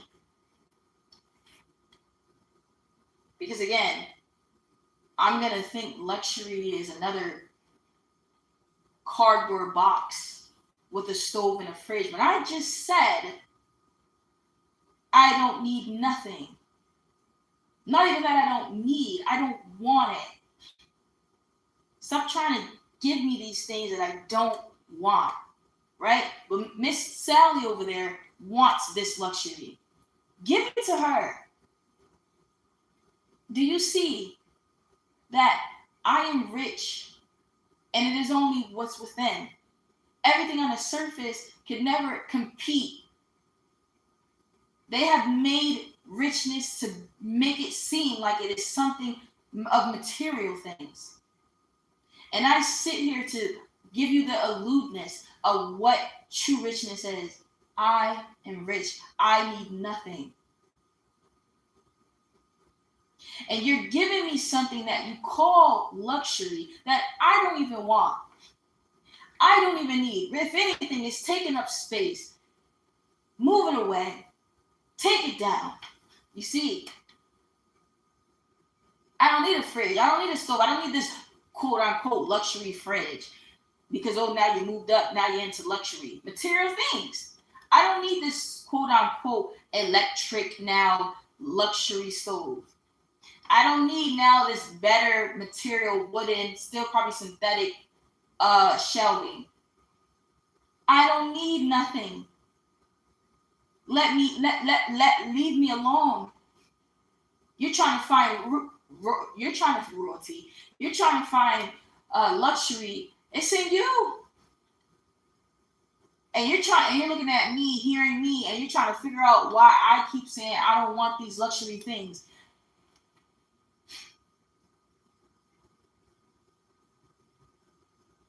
It's because I feel complete. I don't, if anything, all these things make me, it's distracting me.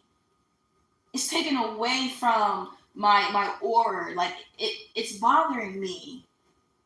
Can I live how I want to live, please? Can I live how I want to live, please?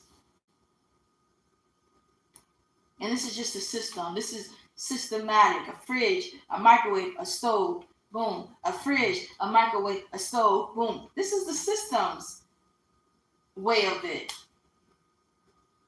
And you literally have to have money, or you literally have to live off the grid. In this world, to live how you want to live. And that still ain't right, because you still ain't free. And so I look at these moments and I say, well, I'm here for a reason. I'm here to make ruckus. I'm here to tell it. Tell all book. Tell it. Tell it all. Okay? Yeah. No one has to tell me, look, I don't like it. And Father's probably like, I'm sure you don't, daughter. That's why I put you there. I'm sure you would have said something. I say, yeah, because something ain't right. Something ain't right.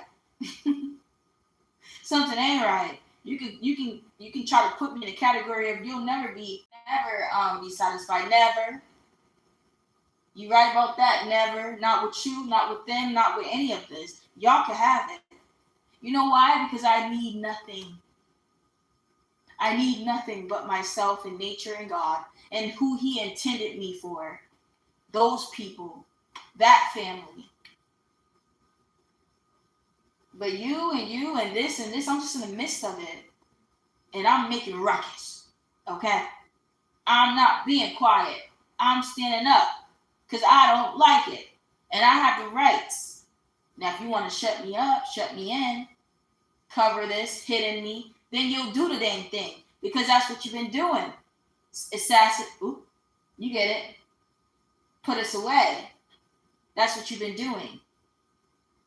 Trying to tamper with our spirit because it's something within us. You can't shut us up. We know the truth. We know this is not the real world. We know it. It doesn't take movies like The Matrix to remind us. We're living proof of it. We're in existence of it. We're in the midst of it. And something ain't right. Now you can write a book about it. Now you can make a movie about this. But it's about people like me. People like you. It's just a prophecy. It's just the oldest telling the book. It's just a reassurance. It's just a confirmation. But it's you. It's inspired by you. It is because of you that these stories are written, these movies are told, that God is coming. And He no longer will delay it. It's because of people like you. When you stand up and you allow your soul to speak, not your flesh, because I'm sure your flesh doesn't like to see the crevices of the mildew and the debris. Don't touch me. All mind and body, it just affects you like you're truly foreign, truly alien to this, because it affects you, this world, it affects you. And instead of you worrying about everybody else and why they ain't speaking up, because we done passed that already. We done passed the fact that they haven't spoke up, never did. We ain't worried about them no more. The simple fact is that, listen, I'm speaking and this is why I'm speaking, and what I'm going to speak, you should know what I'm about to say.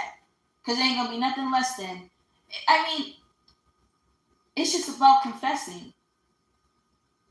Again, it ain't even about everybody else anymore. Because everybody else is going to do what they want to do. God, look at the story of Noah. Noah in the ark. People are going to do what they want to do.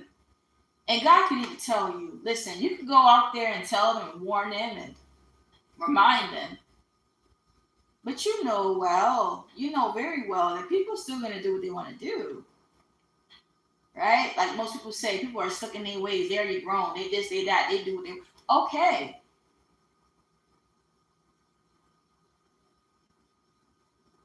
So we're past that point. We're only doing, it leaves us to only do what we've always been doing. It leaves us to only do what we've been designed to do, and that is to tell the truth and expose the wicked deeds. I cannot but do this. It affects me. I can't help that. I can't fake sleep. I can't close my mouth. It's just not who I am. And if it wasn't who I am from the beginning of time, it will never be. That will never change. If I was this way when I was a child and they punished me, I am an adult and I still choose to be exactly what they hated. And still hate it. Still hate it. Still have no friends. Still don't have people, right? It's familiarity to me. This is nothing new. Listen, isolation is a friend of mine. Do you understand me? A best friend. A best friend. There is no fear. This is a safe space. Please leave me alone. Please. I welcome it.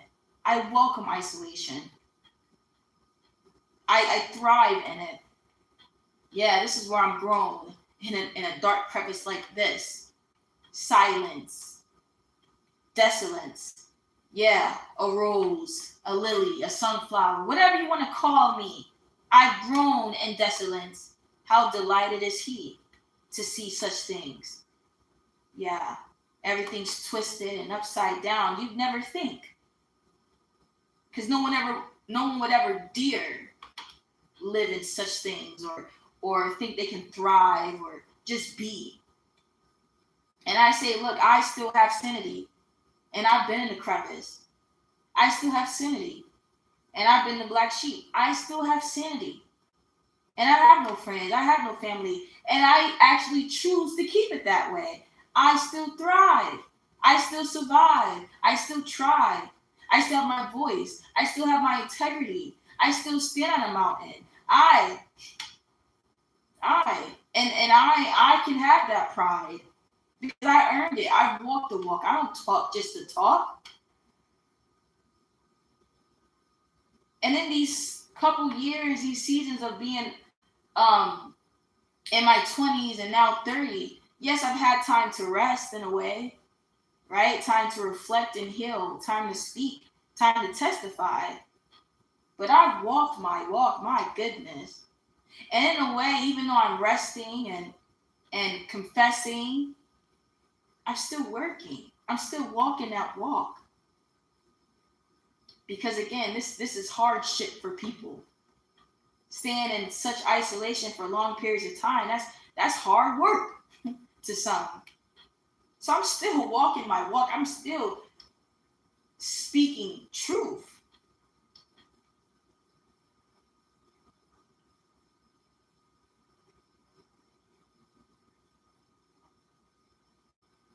This is what it looks like to stay awake and at least try to stay awake. Again, I mean, we're human, right? We're human. What else is there to do? You need a break, right? So you may go outside, take a walk, or I don't know, whatever you do, watch some movie. But it's still, I have to make time for this. And it's hard too when the movie ain't hitting. They don't make movies the same, or you know, again, when you live alone and you just wake up, or you wake up from a dream and you're inspired by it, and you say, "Dang, I'm back to this nightmare. I'm back to this reality. I'm inspired to speak about it."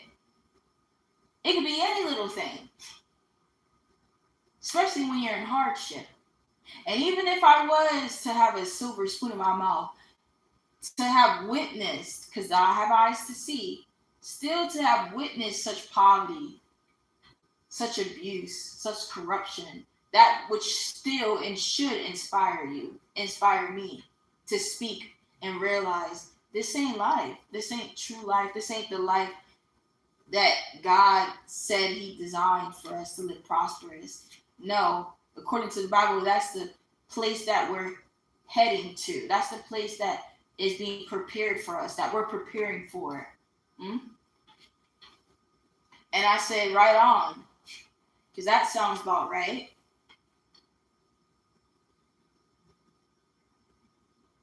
This is all preparation. I was once a child. I thought like a child. I acted like a child. And as I grow, I mature, not just physically, but spiritually and mentally. I'm starting to realize spiritually, I need to prepare. I'm being prepared for whatever God has in store for me, let alone what's out there. Because ain't no enemies to me. God has destroyed them. So if you thought that you had some plans for me, no weapon formed against me shall prosper. So really, it's the plans that God has in store for me. And each day, each time that I speak, just whenever I do have the revelation of this knowing that, wow, I'm actually growing. Yeah, I'm actually maturing. I'm actually spiritually maturing. Is revelation of its own. And the way I see it is I know things, right? And the more that you know things, the more you take things seriously. I can be a very goofy person because I'm naturally joyful, but you won't see that very often. You won't.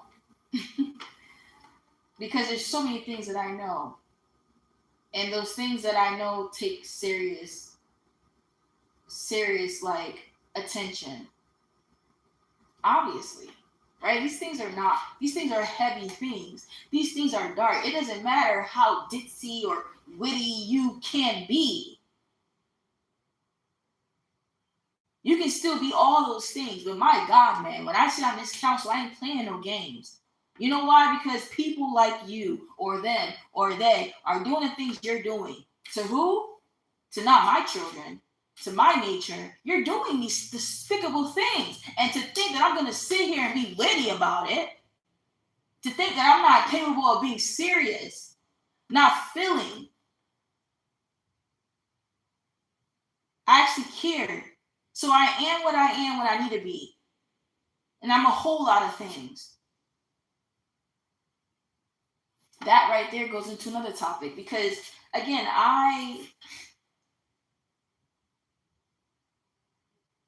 if you could only just know what true organic individuality and realness is, you wouldn't be playing in people's faces. Like, you wouldn't entertain people, men and women. You just, you sniff them out. Like, they ain't solid. They ain't for me. And I say that because it's just something like that irritates me when someone says, oh, I'm this, I'm that. Or they try to make themselves look like something. The good parts of them. And it's like, listen, you're going to know me, okay? And it's not going to be ain't no submissiveness on our first appearance, our first interaction. What? Who are you, sir? What is your intention? Like, yes, hello, what do you need? In that way of it. It's not gonna be like, yes, like I don't even speak like that. How are you? I don't even speak like that. I don't even sound like that. And to think that people would expect you to change your tone, change it. No, that is not my natural tone, sir. And if my tone changes, let it be natural. But if I'm not speaking in that tone, then my spirit does not want to. It's the same thing. Like, let your spirit guide you.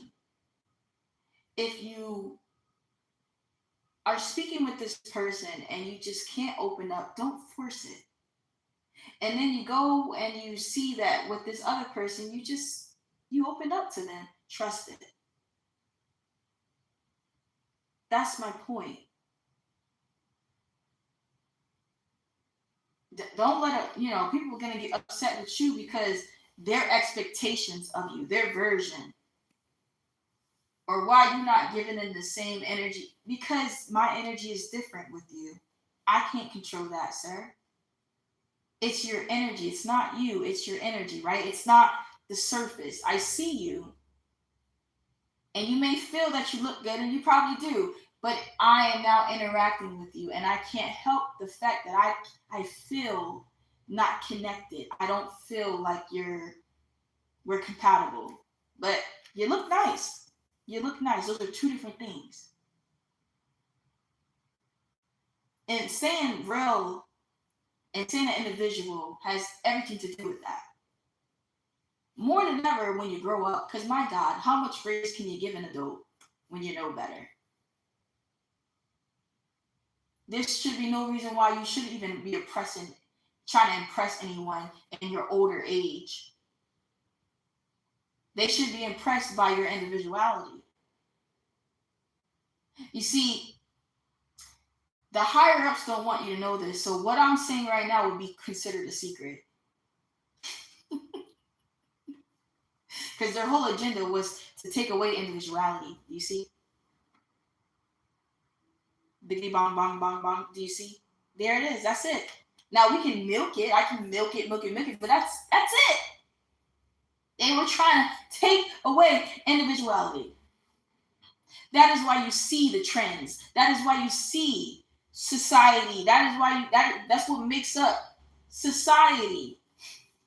A system, alignment, fellowship, communion, their own doctrine, their own pagan traditions, their own conventional ways, their own traditions, their own. And you follow them. That is what makes him or she or they a master, a shepherd, a leader. That is what makes them a God. So for me to say the simplest, purest, most basic, godly things are the most hidden, sacred, secret things that are hidden. Be an individual. And then to interpret it for you just as the way I did. That is how you be an individual. They won't like that. They won't like someone teaching, reminding people of those things. These are the secrets.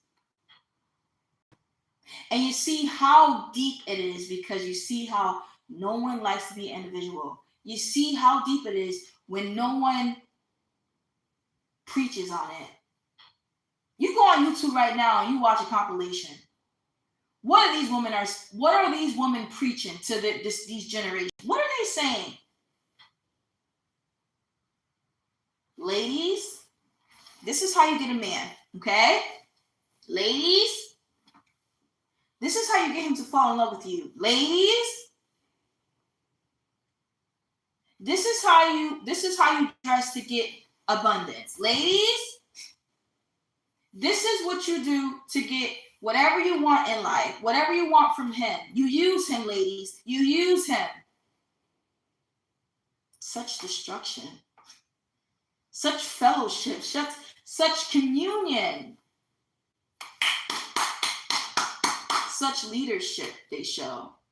And they have so many followers. Doing the devil's work, don't even know it. Some do. Some do, you see. And then understanding, some don't. And that's what I mean. I come from an understanding place, but I also come from an accountability. I say what I know, and I know that some know. I know some don't know. Because there are the pros. There's always some rights to that, and there's always something else to it. Like I can understand why you're trying, because again, it's all about teaching, reminding our folks, right? So there's nothing wrong with reminding us of what we need to be reminded of, but it's your delivery. It's the slick tongue. It's certain things you need to watch and hear. For example, you can't just speak on certain things and not milk it, not interpreted in my words. Let's say they're saying, women, ladies, use these men and just get their money. I mean, right off the bat, there's nothing right in that. So that one should be obvious. Like, she wasn't hiding anything in that one. Now, if she said, ladies, this is how you attract a man. Again, to me, it's all wrong. But if I wanted to have understanding, I would say, okay, the only somewhat good thing about it is maybe she's trying to allow women to see and remind them of their softer side. Okay? But that's only if that's her intention. Now, I say it's all wrong anyway because you shouldn't lead with that. You shouldn't lead, ladies, this is how you attract. Whereas when I speak of individuality. I speak of individuality. And individuality just means I'm gonna present myself untampered with, without any fellowship, without any guidance. Do you love me? The rawness. This is who I am. Now, I can go to etiquette classes, I can be taught, I could go to training. But who am I without those things? Who am I naked? And God knows me. Ugh. He knows the rough edges. He knows my potential. He knows me if I was trained, if I wasn't trained. Which version do you think that he'd accept? Which version would you think that God himself would rather me be? Myself.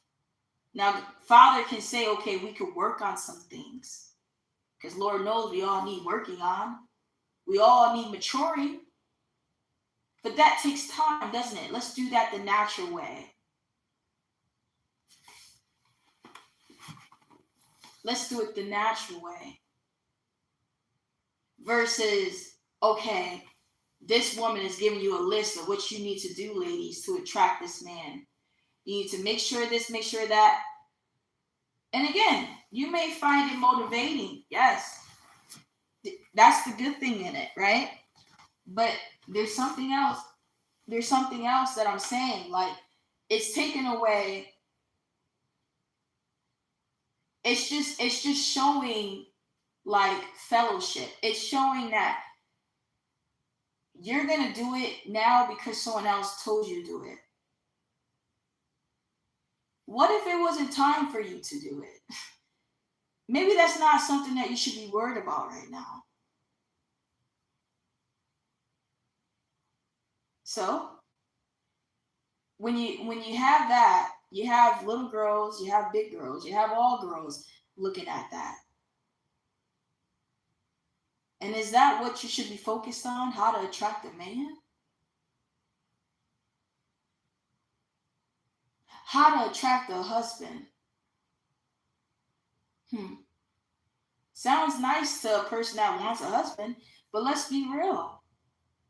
If you had faith, then God will bring him in your life. You just get ready. No one has to tell you to get ready. And if she's not teaching on the insides of you, the preparation that's supposed to happen inside of you, and only preaches on the outer appearance, that should tell you something. Because I don't want to get married or be with someone and now we're married and now I found out that they're horrible as a person. But they made all the things on the outside glitter and gold.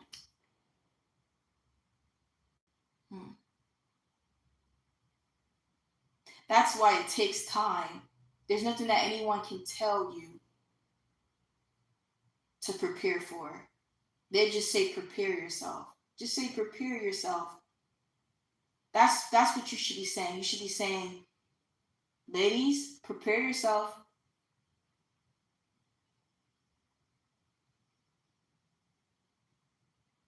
However you want to wear your hair. Ain't no one ways to wear your hair to attract this person. Ain't no one way to walk, ain't no one way to talk, but oh, we should be talking in this way. We should be moving this way. Where's the individuality? Because I have my own walk. I have my own talk. I have my own sound. Will men like softer? Well, he's not the man for me then. Whatever men you think, whatever men you know, or whoever you're recruiting for these men, I know want no part of. You know? It comes down to that. It's like it doesn't make sense to me because it gives disparity. It doesn't give faith. It doesn't give belief. It doesn't give any of those things. I believe there is a man for me, and I believe God clearly has made him for me. And whenever that may be, whatever time, whatever day, whatever place, I still know it's going to come to be. And I'm not going to sit here and deny that I don't have things in myself that I need to work on. I'm not going to sit here and be like, oh, I'm ready. I'm just ready. No, best believe I've been getting ready.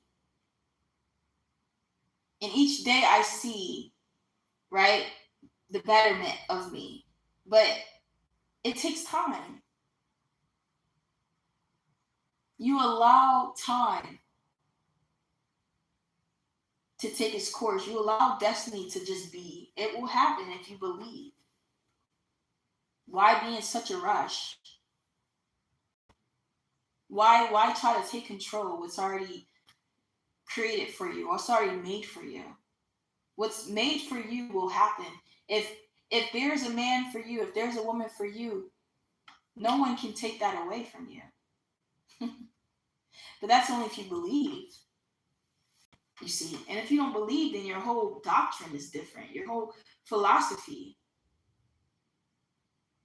If you truly was a person that was solid in your belief, you just sit back and relax. You wouldn't feel envious. You wouldn't feel jealous. You wouldn't compare yourself. You would just be you, and you'd work on yourself. And you allow God to work on you. With yourself, by yourself. Because you know exactly what you need to work on. It doesn't take someone else to tell you what the world is looking for and what you need to change to fit in, to be part of that. I don't want to be part of the world. I don't want to be part of it. So you got to realize, you got to figure out who you are. Are you part of the world? Do you want to be parts of the world? Then yes, you may need to see what everyone else is doing as a whole, as a society. But just know, when it comes down to a fairy tale or a book talking about a maiden that is not part of the world, that doesn't want to be part of it, you can't claim that you fit that shoe if you never did and now you try to, because now there's a prince coming for that one maiden, or for the maidens that chose not the world and not to fit in.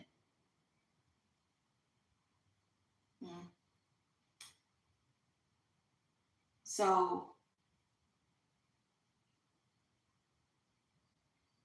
at the end of the day, there's not much to even need to worry about, because God is the judge. He knows who's worthy. He knows who's a leader. He knows who's a follower.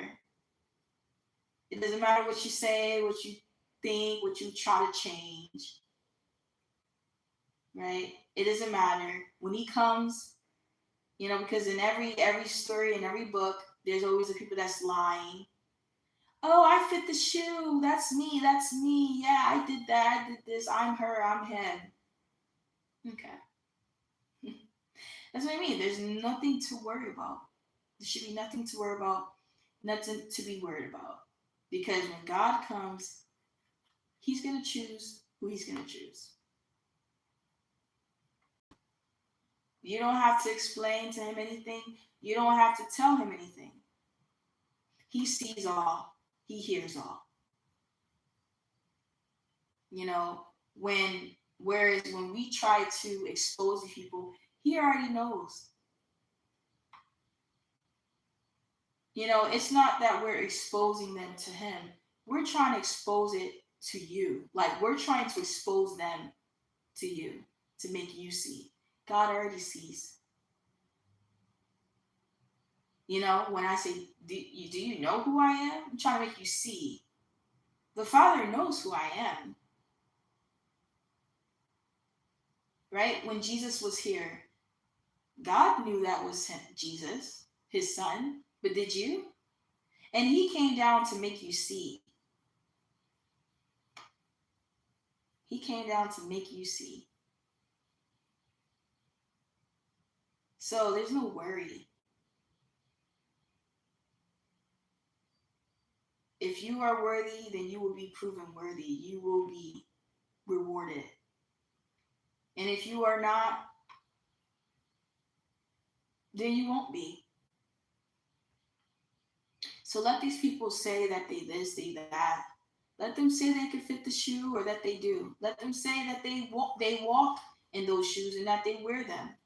Because they'll say these things. I guess to help out their ego, to make them sleep better at night.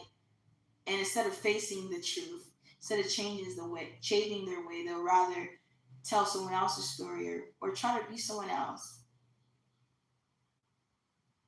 And in the end, it's only sad for them.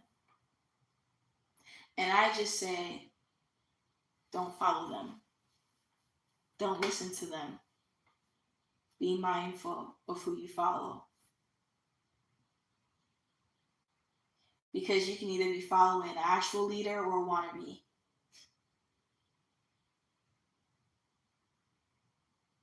And I hope everyone gets a chance to actually hear from an actual godly person, an actual a walker of Jesus, a fellow companion of Jesus, not just someone that went to school for it. So with that, I'll just leave it there.